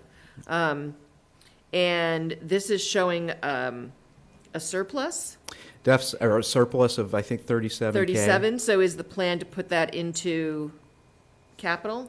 Probably put that into capital. Okay. And as things, And then we're still waiting to hear about Keefe Tech and the GIS. GIC. GIC, the Yeah. health. Keefe Tech, we've got a pretty good estimate. It looks like we're gonna have about 100,000. It's gonna be 100,000 less than what we're estimating. Oh, really? So That's good. Wait, 100,000, Less? oh, okay. So okay. 1.2 So rather 1 than 1.3? Yeah. Okay. Okay, so do you still want us to vote this budget, even if though you- we're gonna make the change? Um, Or, yeah, if you don't mind, doing that, and Okay. then we could do an amendment later. I just Okay. would like to get this started, kind of Okay. putting it. When is the latest we can make the amendment? Well, technically, you could do it, Town meeting in town floor. Town meeting meeting floor. floor? Yeah. Okay. That, but ideally, we don't wait that long. No, Ideally, we can no. have this, either our first meeting in April or Oh. at least that last meeting in the 29th. Yeah, we should be 2 able weeks to, before town meeting, or a we week should be before. able to do it at the next meeting. Okay, Okay. So, good, because Okay. you'll have the GIC numbers by then, you think? should have the GIC numbers and what Okay. that impact is. Okay. Okay. Anyone They've done else? some funky things this year, so GIC has, so it's gonna take a little while to. You gonna make the motion? And Before then- you make a motion. Oh, I had some other, I actually okay. wasn't done yet. So then looking at the spreadsheet you added about services, the department and the services affected. Remind me, the ones in red are the ones we're not doing, or the ones in black are the ones we're not doing? So you have two sheets, one that should be the ones that we are adding, okay? And you should have a second sheet, I believe. Let me get to it. There's a sheet that has black and red, Yep. and then there's a sheet that just has black writing. Okay, the sheet that has black and red, Yep, those are the items that we are not funding. none Whole of them. thing. None of those items we are funding. Oh, okay. So the ones that Okay. are in red are ones that we have funded previously, but we're not funding this year. Okay, Gotcha. okay, Okay. okay, that makes sense. Okay. And the Okay. second smaller list is stuff that is. Thing in that's there. being added in. Right. Or changed in some way. Okay, good. Well, where's the business manager's office gonna be? Public Works? No, that's gonna be in Ponderosa, and Doug's gonna be over at Cedar Street. Okay. Does anyone else? Steve, do you have No, questions? actually, Yolanda asked my question, Okay. perfect. All right. Nice. So if we are all set, Glad I could help. could I get a motion? I know. Oh, boy. And you want us to vote the total budget? Yes, if you would, I please. move that we approve the total budget for fiscal year 2024 of $77,057,446.66. And is there a Second second? that. All those in favor? Aye. That passes 5-0. So hopefully you felt like this process has been better so far and been a little bit more illuminating into some of the things that are happening. The only thing I would like to add is I like the tri-board meeting. I felt bad that we couldn't make that a more public process. So I would say, we've done tri-board meetings in other locations that we've been able to either invite the public, or if we could have done something hybrid. I think we were able to have candid discussion, but I think it would have been good if some of that discussion was more public. Because even this, like, we're discussing this and we're saying what you're not doing, and I know that what we're looking at will become part of our meeting minutes, and it would have been good to have some more of that discussion with the public. Because one of the things we said was, moving forward, it's really gonna be the public who's gonna have to help us decide what we value, what we wanna keep doing if we decide to go for an override in 2 or 3 years. So I think it's important to include the public I a little think bit I more agree, moving yep. forward. Don't disagree. That Yeah, was I great. thought for me, I thought the workshop was Very helpful. very valuable, and I would recommend that the select board have an opportunity to participate in that in future years. Yeah. without question. Finance committee. Yeah. Yeah, I thought it was good. I think it was a good opportunity for everybody to see just kind of what everybody else is dealing with and facing and Yeah. kind of the bigger picture. And I think the information that you asked your department heads to assemble was very valuable, particularly the comparative stuff, you know? Yeah, I mean, we were just hearing from Ed today, who was telling us about, in a town that he's currently working in, and their building department, and how many people are Yeah. in there. Yeah. Yeah, no, it was, I think it was really helpful to sit in on the budget workshop that you did, and even the one that the school department did too, like it's. Oh, that's it's- right. I wish we had it's- all been given that notification. Well, I thought I. I mean, had- you mentioned Yeah. it, but Yeah. before the pandemic, they actually invited the select board Oh. to sit in on Okay. it. So I think it would be good. I think it would be great to have the select board there. Motion to go past 10 o'clock. Is there a Second. second? All those in favor? Aye. Aye. Unfortunately. Yeah. Okay, so we have a budget. Discuss the legislative request for funding. Michael? Yes. So this is something that we discussed at the last meeting. Where's my spreadsheet? We talked about the possibility of putting in money for a dog park. So, and I think I expressed at that point in time Also putting in some money for the Economic Development Fund. Since that time, I have received a request from Kristen French to help fund the activities of the DAT Decisions at Every Turn Coalition. But is there anything else that you would like to contemplate? I think based on what I've heard about the current state of the dog park, we might not be there from a timing perspective for this year. If it's this year, maybe not, but it could be maybe used towards some more of the design stuff we need to, it depends on how much we're looking to put into it. I can generally tell you sort of for a project like that, the max I would put in for is 150. So. Is there any trail work that we're looking to do that we could request What I was some gonna funds for the Upper Charles Trail, either surveying or engineering for the Dyke Trail going into Sherborne and Framingham, or? I don't have any problem putting in money for services. We Okay. can keep it pretty generic. Yeah, I think for the Upper services Charles related to the trail. Yeah, I wasn't here last meeting, but, so what are we, in terms of where are these funds coming from? Is this like earmarks we're talking about? Yeah, so these are state earmarks through the legislative budget process. Okay, so this, Karen or Jack could introduce these as earmarks Correct. in the budget. So there'd be a specific amount for a specific purpose, Correct. yeah. So I think, yeah, it was great that Yolanda brought that up, because let's think about, we're doing so much work there, especially near the dike, if there's some kind of design work that we can pull out of this. And how much time do we have to kind of refine this? I really should get them in probably tomorrow, like the initial list, but it's something that we could refine. But, what I could do is I could put in $200K for design, land acquisition, Wow, professional services. that would be great, and we get somebody in here to do something. We could Kinda that would give coordinate. us a lot of flexibility. Wow, that'd be Yeah. great. Makes sense. And does this have to be spent by next June 30th? How is that gonna work? It varies year by year, Rob. So we could do in the language, I think they can Extend it. potentially say go past June 30, 24 at this point. So what happens is the legislature, they usually keep it very, very generic. And then when it gets to the appropriate secretariat in the appropriate executive office, that's when you start narrowing down things. So we have some earmarks that we have money for that we got back in 2018 that we still have, namely Cadillac paint. Yeah. And then there's some that say, you got to get it done by the end of the fiscal year.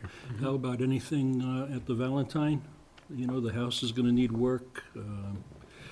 Additional funding for the barn moving forward. Is that something to throw in there? And I'm assuming this is over and above other fundings that we're anticipating? Yes. Yeah, Okay. that's a whole separate process. That's a whole separate process, so I'm assuming we're still in the process of determining what the process is? Yes. Okay. So could we ask for additional funding for new sidewalks? Additional sidewalks? We could do that, Joe. And I'm thinking out loud of Route 135. Don't we have something in the pipeline? Yeah, I think that's, so we do have funding for High Street and 135, yep, Okay. That was We already ARPA did funds, that. I We already think, did right? that. ARPA funds, Yeah. yeah. Was it ARPA I funds? would argue Okay. going somewhere else if we go to more. Well, sidewalks. I'm thinking that if the legislature allows us to have additional monies, maybe it can replace the ARPA funds and put that ARPA funds to another purpose. That's all. I'm thinking out loud because the We kids. could call it that the visit- millionaire's tax light. Yeah. So, Yeah. you know, so. I'll never see those figures, but yeah. Yeah, I mean, we could definitely put something in there too. I just know that the number of students that are walking down to the middle school.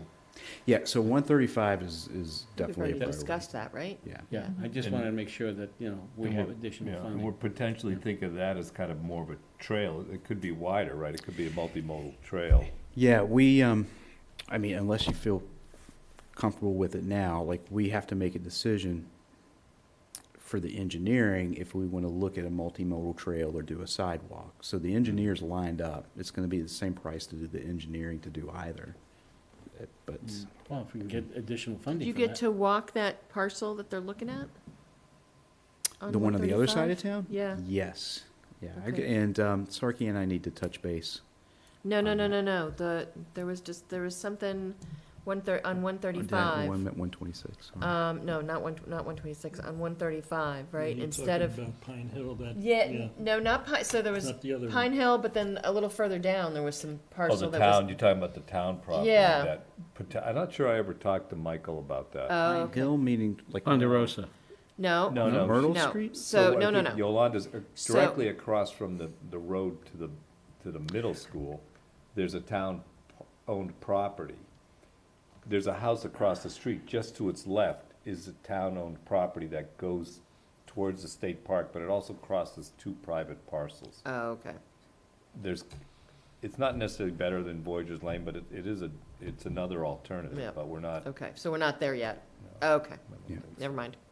But the neat thing is it's right there, and it's town property, but it doesn't go all the way to the the state state park. park. And Okay. it gets a little steep, too. Mm.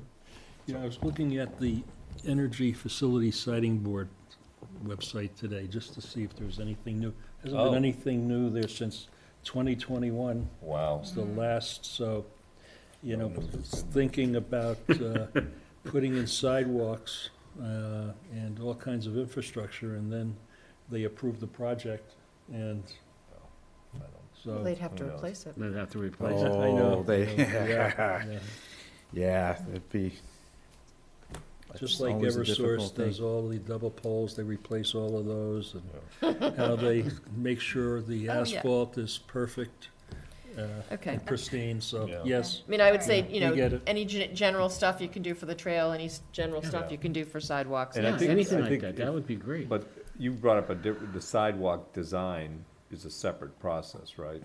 And should Yeah, we- so I've already got money set aside for that. And so you're For looking. us- 135 from yeah. the middle school to the community Yeah, center. like, and And we've you're got looking an for us to say, should we push for a wider trail or a sidewalk? Do you want to do a sidewalk or do you want to do a multimodal path? When do we need to make a decision on that? You don't have to right away. I'd say probably within the next couple months. I think Okay. it's Why a don't we great put it on our opportunity. next, why don't we Yeah, put it on our yeah. next agenda? Well, and I think it would be good to sort of look at what that difference would mean to the impact on 135, right? If you're just putting a sidewalk in, that's one width. If you're putting in a multimodal path, that's a little bit wider. It would Think adjust about that, yeah. where the cars drive. I mean, there's a lot of different things to think about between just a sidewalk and a multimodal And for a path. curb. Yeah. Yeah. Okay. Anything at the Complicated. community center? I think there's lots of needs up there. Is there anything we should be considering potentially? I did not get anything from No? Candy or Jennifer Okay. related to that. No new piping or anything? Thank God for Okay. insurance. Yeah. So, That's being done already. All right, are we, Facetious. you guys, That's great. anything Good else that you want to discussion. add Yeah. to, we're good? How about traffic lights? Fountain and Front Street. Where the lights are currently with Concord, that three-way intersection right by the bridge. Those lights There's already were, lights there. those lights are on loan. yeah, so Oh, I thought we had No, I worked think it we're out that we taking- I got those think- permanently. I They think we were- have them I They- permanent. remember They may Ed- be, but they're not, Sure, they're- Ed, Yeah, they're he not the told us best. that they gave us those. Yeah, but Yeah. they're not the best. So I would suggest holding off on that until we do kind of this reworking of that Fountain Street 135 Front Street intersection with the bridge and everything. Okay. Do we have engineering monies that we could probably ask the state for that type of project? Yeah, we can ask the state Again. for anything. Try to save ARPA money to use in other locations in the town. Yeah. I'm just throwing it out there, Mike. The other thing No, we can I do will is add, I mean, I can add it to the Try to get list. more ARPA money too. The state still has a lot. So- Yeah, there's a lot of money coming in, so. A lot of infrastructure money. good for one-time things. Oh, one-time thing. 22 million. Well, when we were talking about it's been a while since we talked about it, but the bridges in town, we were talking about whether or not we would need to have some sort of temporary fix. So we have money set aside for that. So Okay. we had done that at town meeting. You're talking about the Corderville Road Bridge. Yeah, yeah. And that included temporary signals as well Okay. for that. So that's already. So we. Is yeah, that, we've is got that the a state, is that gonna be a state project? So the state is going to take care of the repairs of the bridge. We would need to take care of the temporary, the operational aspect of the temporary One closing. side and the other The one side. side or the other, gotcha, okay. Do we have timing on that? I'll have to check in with Doug. It's, it was really urgent, and then it became not so urgent. Might be good within the next couple months to sort of get an update on what is there any kind of paving plan for the summer or street work or anything like that, other than downtown and 126? Are we planning anything? I don't know, from our budget As of perspective. right now, no. Okay. Usually we do it in 2-year cycles, Okay. so just so we can maximize the dollars. paving money. Okay. Yeah. And we did it, as you know. We did a ton in the full fall, yeah. Stretch, yeah. Yeah, okay. Okay. Okay, so that's all I had on that one. All right, moving on, update on the comprehensive plan process. I think we could be super brief on this. Yes. We are meeting tomorrow for another comprehensive plan project management team meeting. Mostly, we're going to discuss the steering committee and how we are going to appoint folks to the steering committee, and the interview process and that type of thing. We did get out the RFP, thanks to Jen, last Friday. So that's going to be out for, is it 30 days, 40 days? A little over 30, right, JB? Okay. So, and from that, then we will whittle that down to a list of 3 candidates that we'll bring to both boards for consideration. For consultants. Yep, for consultants, thank you. And the only other thing I just wanted to just throw out there, because we were talking about it quite a bit at our last meeting, was that Anna and Kate had Anna had put it together, had brought a timeline piece to the planning board right before town meeting, and we had seen it as part of our packet. The planning board, October. yeah, this was right before town meeting. And the planning board had actually voted on that document as part of the process, the whole entire document that we had spent quite a few meetings talking about and discussing and coming to agreement on. We had seen it more as sort of a guideline as to how this was going to proceed. We added it to the RFP. Yolanda and I were comfortable with sort of the spirit of how it was put together, not that it was supposed to be Cast in stone? correct. Okay. At some point, we will probably bring that back to the select board for discussion. Personally, I don't think that it's probably worth doing that until we get our consultant on board, because that's probably going to change. But I just wanted to let everyone know that that was something that the planning board had voted on, and Anna and Kate felt strongly that the select board needed to have that as part of our process too. So that, at some point in the future, we will be seeing that we've again. endorsed the schedule, so. Yes. I don't know. And that's what we said to them, is that we did review it. We just didn't feel we needed to vote the specific document. I could And- vote on it, but, just kind of, so you vote on something, it doesn't mean it happens. I mean, it's Well, and like it doesn't mean that it reality can't intrudes. change. So I Right. think to Brandy's point, waiting until we have the consultant on board, and Yeah, then if something that needs makes to be sense. adjusted in timing or how we approach it, then we can discuss it further. I just had a question about the selection. So you're, which I think is gonna be a difficult process. I mean, I don't envy you guys at the selection of the precinct representative, which I think, my understanding is that there are a lot of applications, and it's gonna be kind of a tough choice. So how do you see that process working in terms of you folks doing? Are you gonna come back to us and say, here's our recommendation? Or is it gonna be more information, like we selected this person versus these other people because, and, is there, how do you see that process So working? what we've decided to do, because of the number of people, and it would be hard to bring them all in, Right. is at our meeting tomorrow, we're gonna be creating a list of 5 questions. And everyone who applied to be a precinct rep is going to get those 5 questions. They then have to respond. If they don't respond, they're automatically taken out of the running to be a Sure. precinct representative. As they, once they respond, and they'll be given a certain amount of time to respond, we'll then go through, and based on the responses, we'll probably pick, I think we had said either 2 or 3 per precinct from the response of the questions, and then we'll bring those people in to the project management group to do interviews. And then from there, the 6 of us will say, okay, we want this one for, per precinct, we'll pick somebody. Whoever gets the most votes will then be selected. And the plan right now is to say to the select board and the planning board, based on our process, this is who we're presenting as the steering committee members. So we'll have an up or down vote on that, so. Right. The goal and the hope is that you support the work that we do in that steering committee, in that project management team, so that when we bring it forward to you, you're comfortable supporting who's presented. I would also say we've got some really great candidates. It's It's going to be a tough. It's going to be really tough. And it's a really nice mix of people who have been involved and a lot of new people who are finding this as an opportunity to become involved. So No it's- better yet. So, Yeah, it's very cool. So, and then our task also will be to take those other people, those other 45 or so people that had applied that we many, can't. holy. We had over 50 applicants. 50 applicants. 56. There were 56, including in that 56, I think was 3 or Couple 4 students. students. So what happens if you have a 3-3 vote? We duke it out? No, no. I don't think we No, haven't we gotten haven't that gotten far. Yeah. No. And I don't think it's gonna get to Well, I that. don't, you I may think it's not gonna think that, be- I may not think that. What happens if you have a 3-3 vote? Are you gonna Well, resolve? so I would say that maybe that we then have to bring to the select board and planning board. Well, I think the way I don't we're know. talking about it is when we do the 3 interviews, we rank our Right, our our applicants. choices.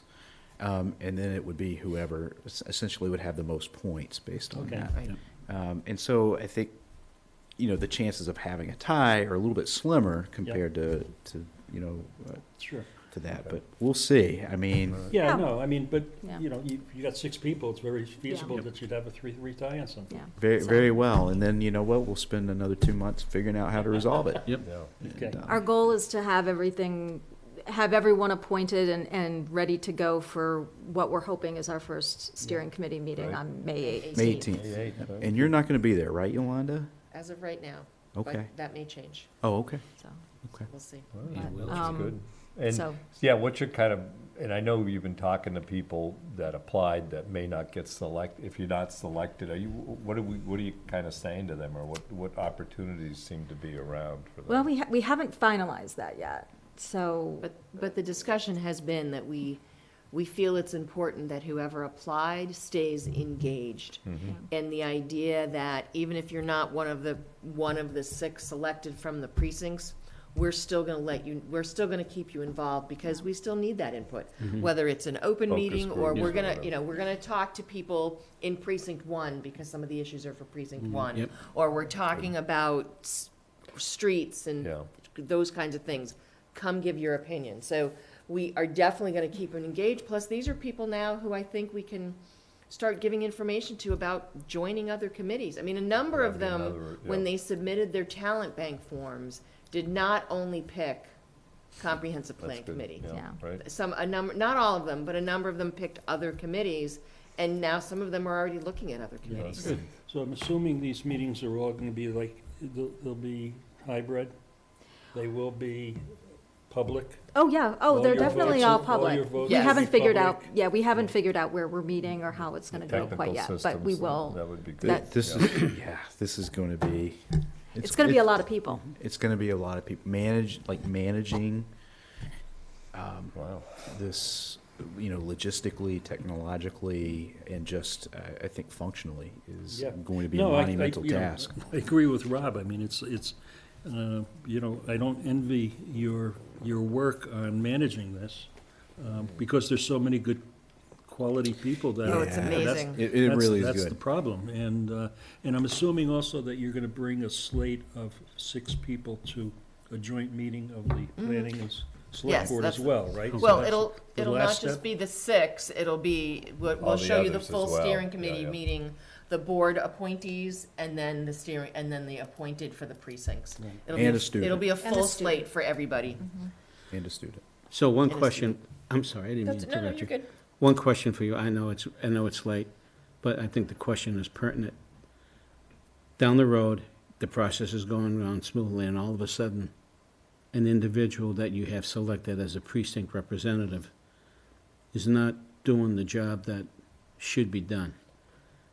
What Well- guidelines have been set to either remove that individual or make other recommendations or other things that need to be done? Or just So- mundane things, someone resigns because something Right. happens. Or So our something right. guidelines say you have to be at certain number of meetings, and we haven't discussed this, but a recommendation may be that we keep the list of who we pick, and if our first person decides for some reason either that they can't continue or they're not meeting the requirements, I would say we would go to our second person, but we haven't discussed that yet Yeah. as a I think project good- management I'm good just- team. approach. But that would make the most No, sense, I think. it's a good, It's and a good question. because also it's a long project. Yeah. So Yeah. we're Oh, talking believe me. a 2-year commitment from folks. Sometimes there's gonna be things that come Yeah. up, so. And I just There bring will it up be. because of the charter review Yeah, Oh, yeah? that we had, you yeah, know. yeah. It was So- supposed to be, it was 5 years. So, Right. you know, someone can't make that commitment, that's It's a lot. a long time. Yeah, Yep, Yeah. yep, so, Good.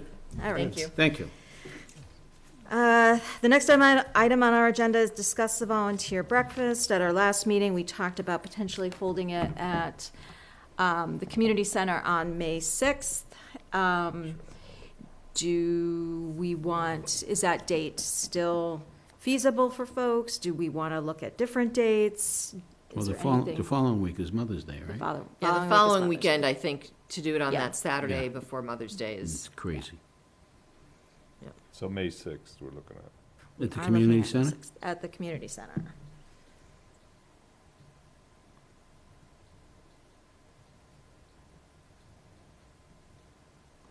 The usual time, what is it, 9 o'clock? Roughly?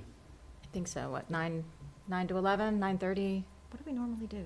Susan's not here, I'm lost. Yeah, it's usually 9. 9? Yeah, I think so. we show Okay. up at 8:30 to get set up or Okay. whatever. TJ's would be the, Yeah, so we'll have to do a vote to appropriate money, right? from the right, select once we board have a account. budget. And I wouldn't, I mean, I would suggest that we not just look at TJ's maybe for okay. this one. Oh, maybe look at well, another- you said breakfast, Oh, that's like why we- I like just, what we- Okay. Well, maybe another restaurant in town. you know, Okay. Sort of spread it around a little bit. Yeah. Okay. So I guess, So the other thing in regards to the volunteer breakfast, I know it's always sort of like, well, who gets invited? Right? Like, you know, I know we've said, okay, boards and committees that we appoint. But then we've also extended it to school committee, planning board. Is there anyone else that, Town boards, right? right? Well, we've Town also boards and talked about committees. other community groups, Right. like the garden club. We don't appoint them. Right, Like whoever it is. You Right. know, do we invite, and we have in the past and expanded that. right. okay. Friends, you know. Do we, well, first of all, like, do we want to, are we all comfortable with the date? Yeah. Good? I So won't if be you there, have to but I'm miss it, fine with the no. date. Okay, Yeah. all right, so Have to May miss it, 6th. then miss it, I guess. May 6th will be the date. I'm okay expanding it. You know, I think the more, I mean, we have so many people that volunteer their time Right. for our community. It doesn't necessarily have to be a committee that we appoint. Right, well, that's why I yeah. wanted to bring it up. I wanted Yeah, to I think bring it's- that I It's think- all discussion up. elected and appointed. The only thing I would just Space. caution you is not necessarily space, but, you know, going in that direction, you run the possibility of not inviting Somebody. leaving Right. people out Right. inadvertently, and sometimes that does We couldn't more invite the damage. Lions because they're so big. No, but you could invite the Friends of the Library as an Yeah. example, right? They do so much work on behalf of the community. Yeah, but then do you invite the The Friends of PTO, the- or and the Friends of the COA. Upper Charles Trail, or the Friends of the... Farmers market, Right, and, you know, so- there is, Well, we have in the past, and we probably didn't invite everybody to go to your point, so Right. either do it all or just do the appointed entities. And elected, right? Appointed and elected. And appointed by other, town, I mean, it could be town committees, however they're, Well, It's a as tough an decision example, for you to make. Yeah. So, design It is a tough- review the is Board of appointed- Assessors. Right, design Well, review is appointed by, appointed by the planning I would board. include them because they're a town-related committee. I mean, that could make it pretty Yeah. straightforward. And then, like the Friends of the Library, I don't know, that's kind of a town thing, right? no, No. it's not a town thing. Well, but they're It's- supporting a town operation, Yeah, which is like. Everyone's supporting a so town that- operation Well, in but some way. town government and, operation. Well, you That's can't, what the you can't library is. fundraise, so like the Friends of the Library supports fundraising efforts on behalf of the library. Right, but Yeah. then The we would. Council on Aging. has I'd the include Friends the of Council on on- Aging. yeah. They should be invited, And if if you you invite go them, that route. Yeah. And if Right, you the invite Friends of think so. the I- Friends of the Upper Charles Trail should be invited, right? Because the Upper Charles Trail Committee can't do fundraising. I think, But yeah. the Friends can. Yes, they could be invited. Well, but then where does it? where So does it end? ends like the Lions Club, I use them as an example, they do a ton of great work, but they're not directly related to town government, right?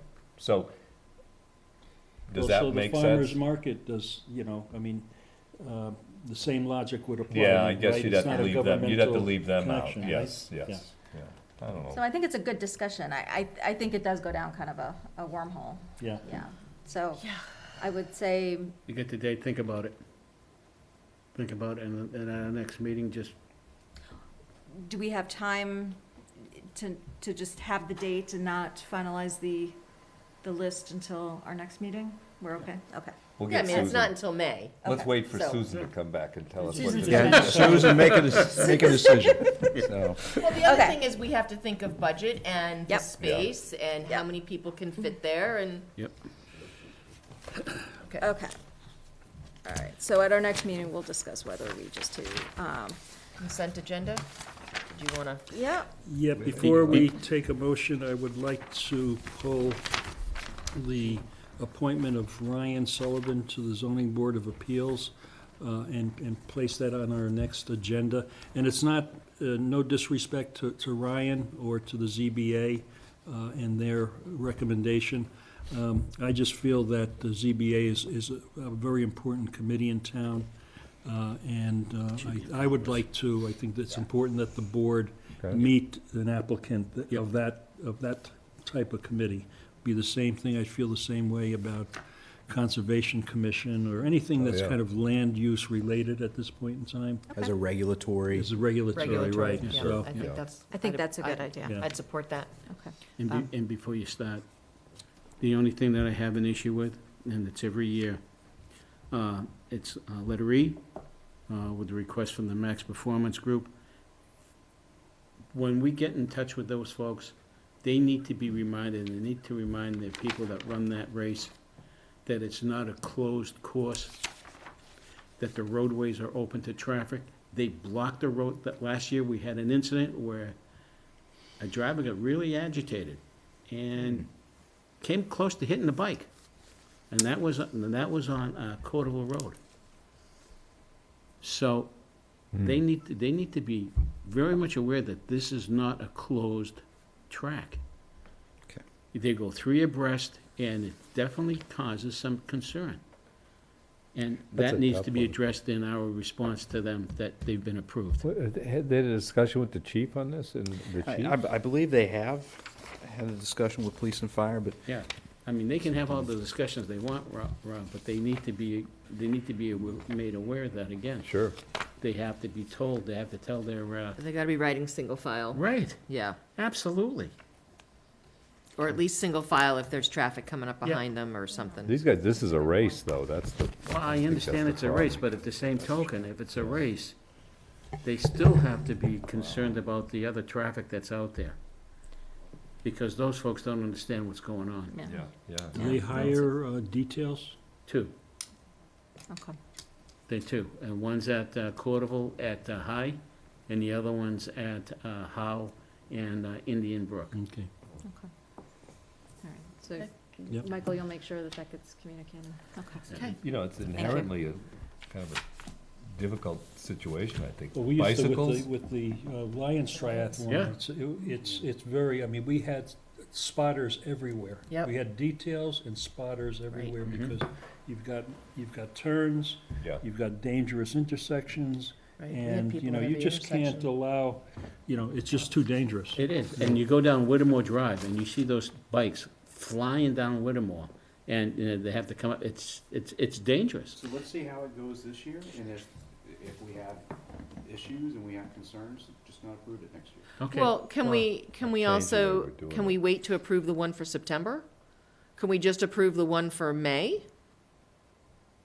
And, You can do that. and then tell them, you know, these are some issues that came up last year, and before we approve the September one, if we see the same thing in May, we're gonna reconsider doing this again? I mean, it's certainly good having business, you know, something like this come into town. I'm sure we have people eating at our restaurants and doing things in town, maybe staying at the hotel, so, but, okay, so for E, I'm gonna recommend we just change it to Sunday, May 21st, and scratch September 10th. I think we probably have to pull it out of the consent agenda, right?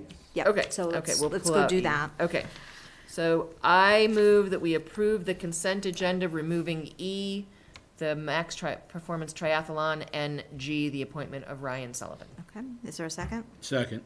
All those in favor? Aye. I move that we approve the request for Max Performance Triathlon only for Sunday, May 21st, 2023, with a review afterwards. Is there a second? I'll second that. All those in favor? Aye. Aye. Aye. So that passes 5-0. And, G, we're gonna do on our next agenda. yeah, so Okay. can we reach out to Ryan and make sure he's good with coming to our next meeting? You can just do, you can do Zoom. Right. and that- Oh, you yeah, know, right? yeah. Oh, absolutely. Should I tell them like 10 minutes, you're not looking for? Yeah. No, 10 minutes. No, it's more just to meet him. Quick meet and greet, I mean, that's all. if you'd like to come in person, that'd be great, if not, but, Yep. yeah. And I think it's also says precedent for any future Right. applications Yeah. that might come through to ZBA. Yeah, ZBA and conservation. I think Yeah. you're right about the fact Yeah, that I would it's, agree. these are important. Not that, They're all they're all important. important, but I think these particular appointments are, Regulatory. yeah. So, so I appreciate your thinking of that, Steve. Moving on to our priority project update. You have to do the consent agenda. Did you? We We just did. did Oh, that. We did. We pulled them, but we We didn't pulled approve it, and then we also did E separately. Okay, Jen got all that, awesome. and it's, we understand. It is glazed late. over, sorry, I I know. apologize. So I'll just be pretty brief and, on the rest of this. So just with downtown, so we've got the bid for the building connections going out soon. Mendez School, I don't really have too much on. Valentine Project, sounds like they've almost finished up the foundation, and so the next step would be to do the roof. They want to do the roof, and then they can start on the rest of the interior. Warren District, specifically the Hall House, I asked the Historical Commission to work on the kiosk, the content of the kiosk. Nice. And Joan and Helen have taken that on, and they've done a really good job of putting together like the information to Yeah, put on nice. there. So that's good. Great. Public safety building, I'll turn over to Jen because obviously this has been a Yeah, it's big been a week. big week, yeah. So, we are occupying the building now, on the police side. So right now, as of yesterday afternoon, police and fire combined dispatch went live. And so they're working there 24/7 Great. now. And the police department also moved over. So their full operation is moving, is over there full-time, starting at 7 a.m. yesterday. And so we've actually had people come in. I went over there this morning to check it out, and people were coming in to do their regular business. So communications have gone out.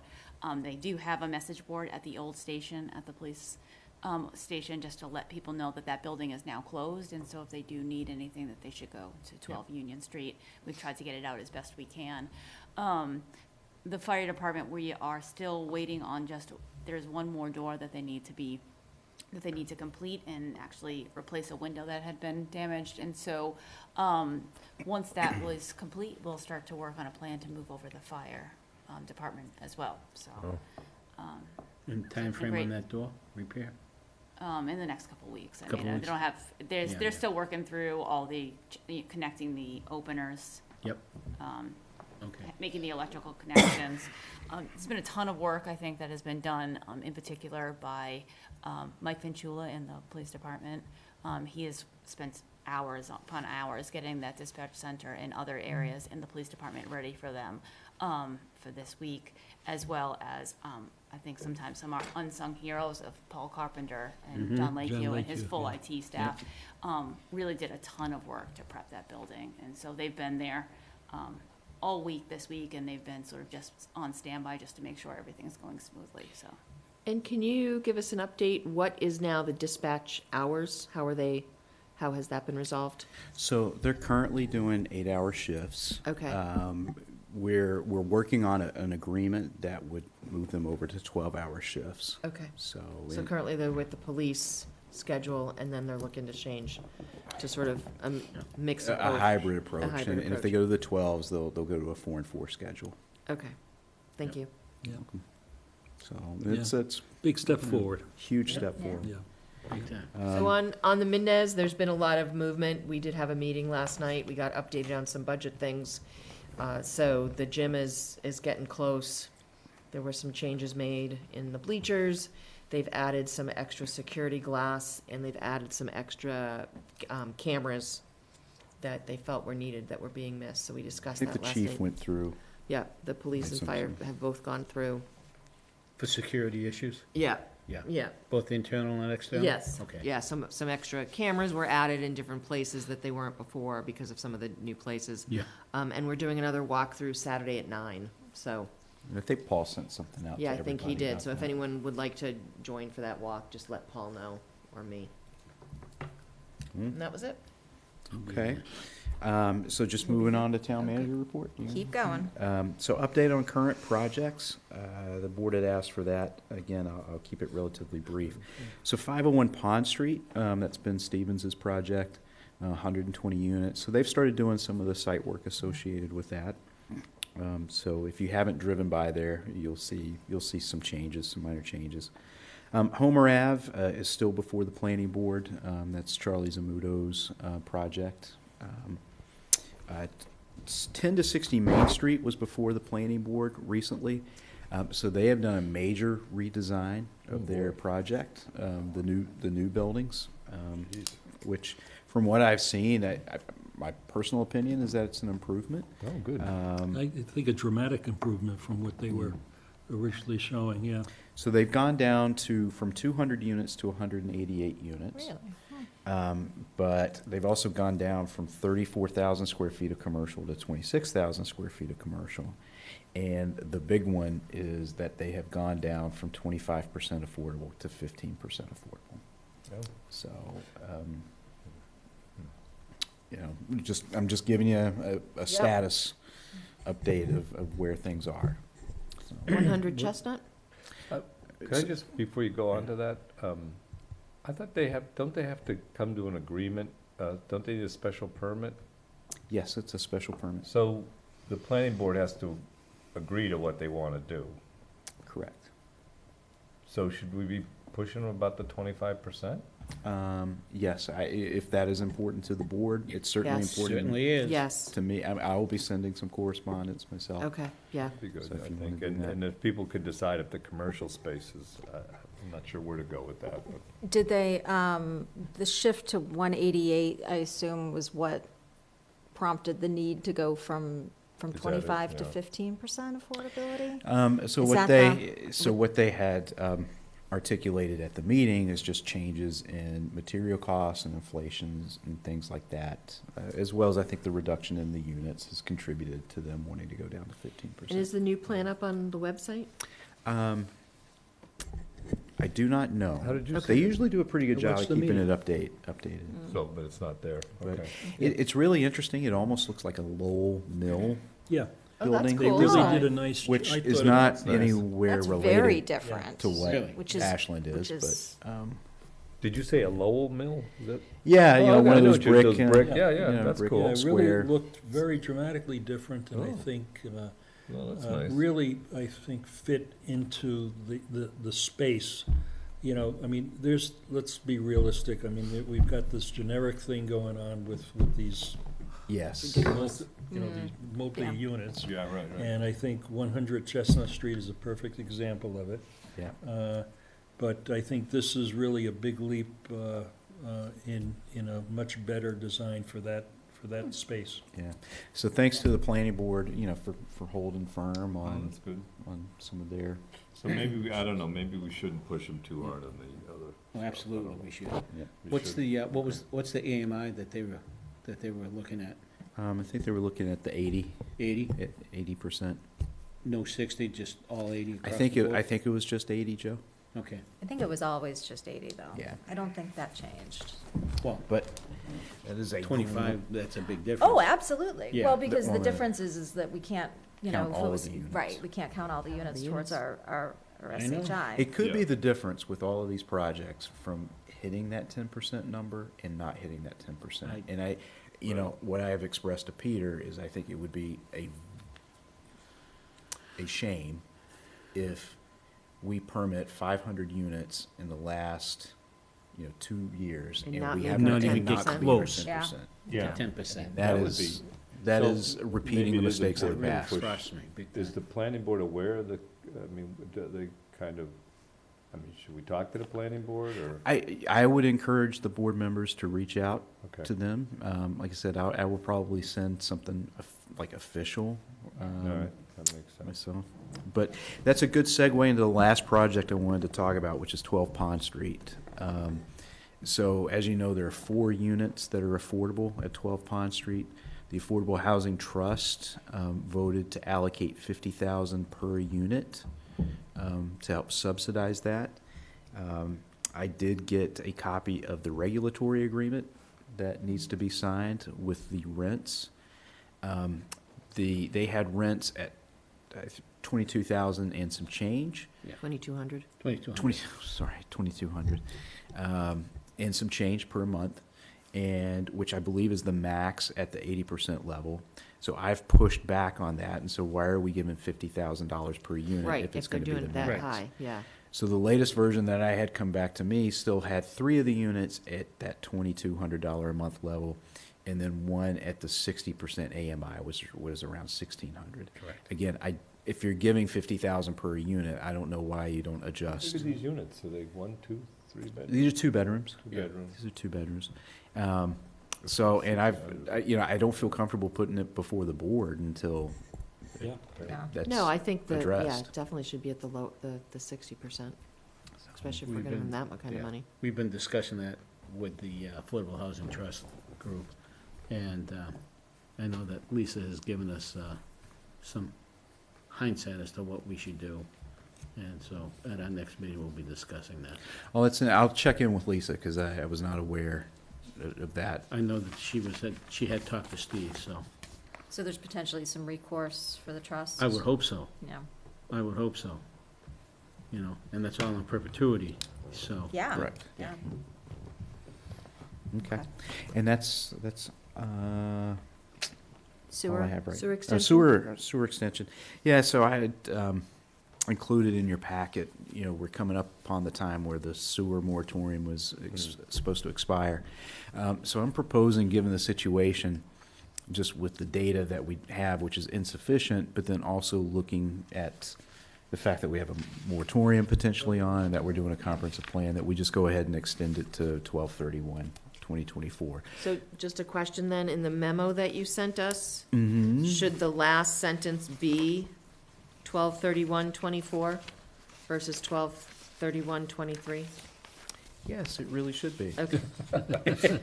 So I'm like seeing 25, You know, 24, I'm having a hard time with 24, 23 and 24. and then for I some saw reason. 23, so, okay. All right. So yeah, if you could So that's almost 2 years now. update that.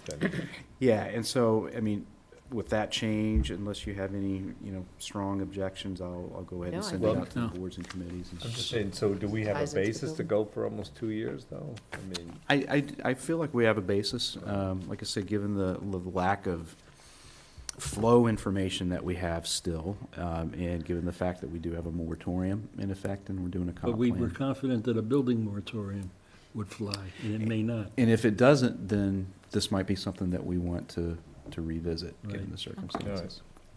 So, Okay. that's it. All Okay, right. that works. So do we need to vote on that? No, you don't need to No. Oh, vote, okay. so. Okay. All right. So moving on to board reports.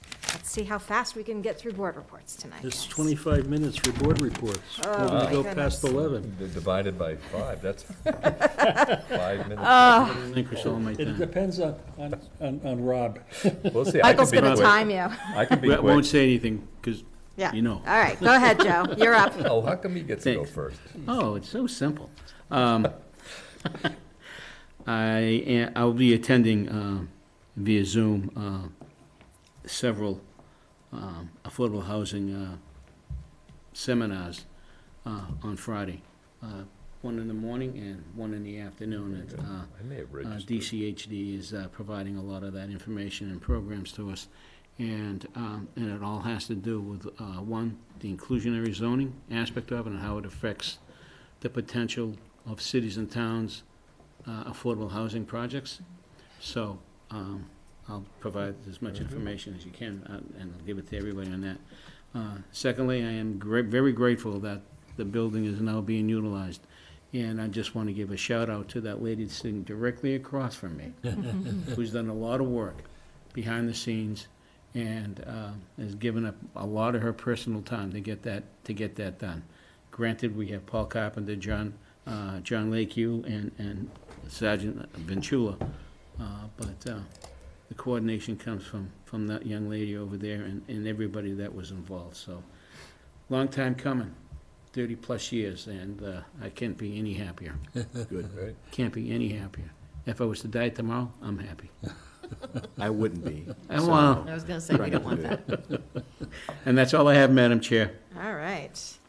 So congratulations to the Public Safety Building. It was nice that someone shared a picture of the dispatch in there, so that was nice Yeah. to see. I look forward now to getting in there and be able to celebrate with everybody. Just a couple of updates. The dog park, I know people keep asking, it is moving forward. It's gonna be a little while yet because as a town, we're doing so much, but we have, as a committee, decided to keep moving forward with the parcel there on Memorial Drive. So we're working with Jen to get the design sort of finalized and updated and then get it to conservation and then move forward with applying for potential some CPC funds as well as the Stanton grant. It's still probably about 2 years out. But when people were commiserating about how long it's been, I said, okay, you're not the Upper Charles Trail, talk to those people and talk to some people in other committees in other towns, what they're trying to Or do. the So- public safety building. or public safety. There you go. The other update is on March 25th. There's 2 events that I'm going to be attending, one helping out. Once Upon a Book Fest is a children's book festival happening at the library. It should be a lot of fun. Go online, register, see all the fun things that's happening, but it should be a great day. And then I think a number of us are going to the AEFI event at the Warren Conference Center. It's fun to get back in person. It's a casino night. I don't know where they're at with ticket sales, but go have fun. You don't have to have kids in the school to support it. It's just a fun night out. They're running out, so. Are they running out? Yeah. Okay. Really? What date is that again? Saturday, March 25th, Next Saturday. next Saturday. And it's Yeah. not semi-formal this year. It's not. It's just fun and it's that you get, I don't know, a certain amount of money is funny money and, yeah, so should be a good night. Yeah. And that's all I have. Okay. Thanks, Yolanda. Okay, very good. Steve. Just a couple of things real quick. One, we, at our last meeting, we talked about accepting the invitation to the 26.2 Foundation for their event Oh, yeah. in Hopkinton on April the 6th, I believe. So we did start a running list of invitees from Ashland, so it's still active. We should probably discuss getting invitations out to people. So, yes, so once that list is in good shape, I'll actually send out what we have right now to Tim Kilduff of the 26.2. Yeah, 'cause they're the ones sending out the They're gonna invites. send out the, Do you Okay, need so- email addresses or what? Because there's no, right now, there's no. There's nothing on Contact there, and info. I didn't fill in, I had all of our current runners listed, I just put Ashland runners. I'll double check email Okay, versus regular mail, okay. so we can know which addresses to All right, use. is there anything, anybody else have? I know, Joe, you added some Yolanda, Brandy. You know, I know you and I talked, Yolanda. I can get Bob's address if. I don't, Yeah, I added him to the list. Okay. I fine. saw you His email saw address. put Jack on there, that was great. Jack Leduc. Yeah, so I guess we're good to go, if you want to just use that. The only thing, I mean, I can do it tomorrow, fill in the names of the runners instead That'd of be just great. Ashland runners. That'd be Okay. great. And then we'll need to put in, depending on what info you need, we'll need to get some. Email address Yeah. or address. Yeah, Okay. but for the Ashland runners, I would think you, Susan or Diane has access to that. Well, they're on the website, I think. Oh, there you go. Yeah, I think that's there. So that's it. That's one thing. The last thing is just some, I guess, quick commentary on the state's judicial court said it's now okay to be rude at public meetings. And we did get the advisory from Lisa on the be rude at meetings. But, you know, I will say, in my tenure here, for 12 years, I think I can count on one hand the time I've ever seen kind of unruly behavior in this room. I don't know. Look at me. No, it wasn't you, because you were sitting right here. But, Funny. you know, it just, and I know we don't have a policy. I mean, I think it's implied that we expect people to be civil, but they're not required to be civil if, in fact, you have a public comment period like we offer every year. Now, I would never in a million years advocate that we get rid of Right. public participation of that type. And it only applies to that. And so, you know, I guess it comes with the territory. Somebody wants to be rude, Yeah, You you just can't gotta- really, you know? you can limit people's time, but you can't, You can't limit Necessarily, content, yeah. right? So, or that's more difficult. So I thought that was kind of interesting, so, you know. I still have a couple meetings left, maybe somebody Yeah, will come maybe you and could just try be to- rude, just to Yeah. Just to- experience it, yeah, right? Just for you, Wonder Steve. who we could get. Thanks, I Brandy. one quick item, I just wanted to, David Rosenblum and I appeared before the Conservation Commission. This was, you remember, and Yolanda was one of the people talking about this, that the Upper Charles Trail go to all the committees and refresh their memory of what we're doing. And so that was a very useful session. Those folks, you know, the Concom worked very hard. And they were, you know, David basically went through the route, and it was good to see it all again. It was actually a few years old. But, you know, they were supportive, but, you know, pointed out, you know, some of the issues with crossing so many wetlands. And Gene Crouch had an interesting observation. He's working on similar projects as a consultant in other towns. He's saying, you know, we're working to put in this boardwalk across a wetland, and and I thought this was interesting. It has to be, in order to not alter the wetland, the boardwalk has to be as high above the wetland as it is wide to allow sunlight underneath. Wow. So there's that, so if you want an 8-foot boardwalk, it has to be 8 feet tall. You know, so it's kind of, so we're saying, well, maybe we should have narrow boardwalks, you know, like 4 feet, and they want to be 4 feet tall above the wetland. So anyway, but that was the kind of discussion. It was very useful, but also very challenging. Yeah. Yeah, Yeah, for so sure. anyway, that's all. Madam Chair, I forgot one, Sure. real quick. Yeah. Just want to thank the Boy Scout Troop 232 for their pancake breakfast that they had this past Sunday. Great fundraiser, nice to see a lot of people, and I was surprised that we don't have any new Eagle Scouts coming around. This year? No, no, not yet. There's a crew Yeah. coming up, though. There's a crew coming up, but right now there's a little dry spell. Yeah, man. it was a Well, good they've time. certainly been very productive over the Sorry about that, Madam Chair. No, thanks for pointing that out. So the only, I have two really quick things. One, this Saturday at the high school is the Metro West College and Career Fair from 9 to 12. I will be there as a parent of a somewhat soon-to-be college kid. Oh, anyway. So they have a lot of colleges there, and they have sessions on financial aid and applications and all that good stuff. So I would encourage anyone with a high schooler to go and go check it out. So, and the other thing is that I attended, along with Yolanda and Steve and Michael, the YMCA Marathon Breakfast last week, which was awesome. That was last Thursday, and you know, it was very inspirational hearing from the marathon runners and all the just the people that really are benefited from the YMCA. And it kind of reminds us why we really were investing in bringing a regional YMCA to Ashland. And then the great news was that they unveiled at the breakfast too, was that MathWorks has committed to be a lead donor for the project as well. So they are donating $2.5 million towards the new regional Y, which also opens up the door for other conversations that the YMCA is having with potential other foundations and corporations in the general Metro West area. So the YMCA project is moving forward. It's kind of, they're in this fundraising phase where it's kind of on a quiet side, but I just wanted everyone to know that this is really truly something that's going to be happening, and they have a plan for how they're going to execute it. And Can I just add a little? Sure. Yeah, so they call this part their capital campaign that happens reaching out to donors who could do large amounts. And once they reach a certain amount of money, they then start reaching out to or asking people $500, $100, $1,000, stuff like that. They have a list of people that we're going to be reaching out to, and I am part of the group who is part of that initial capital campaign. But as you said, it's very exciting. It is moving forward, and when you talk to people about it, they're very excited about participating. So. yeah, and that is all I have. So unless anyone has anything else. Motion okay. to adjourn.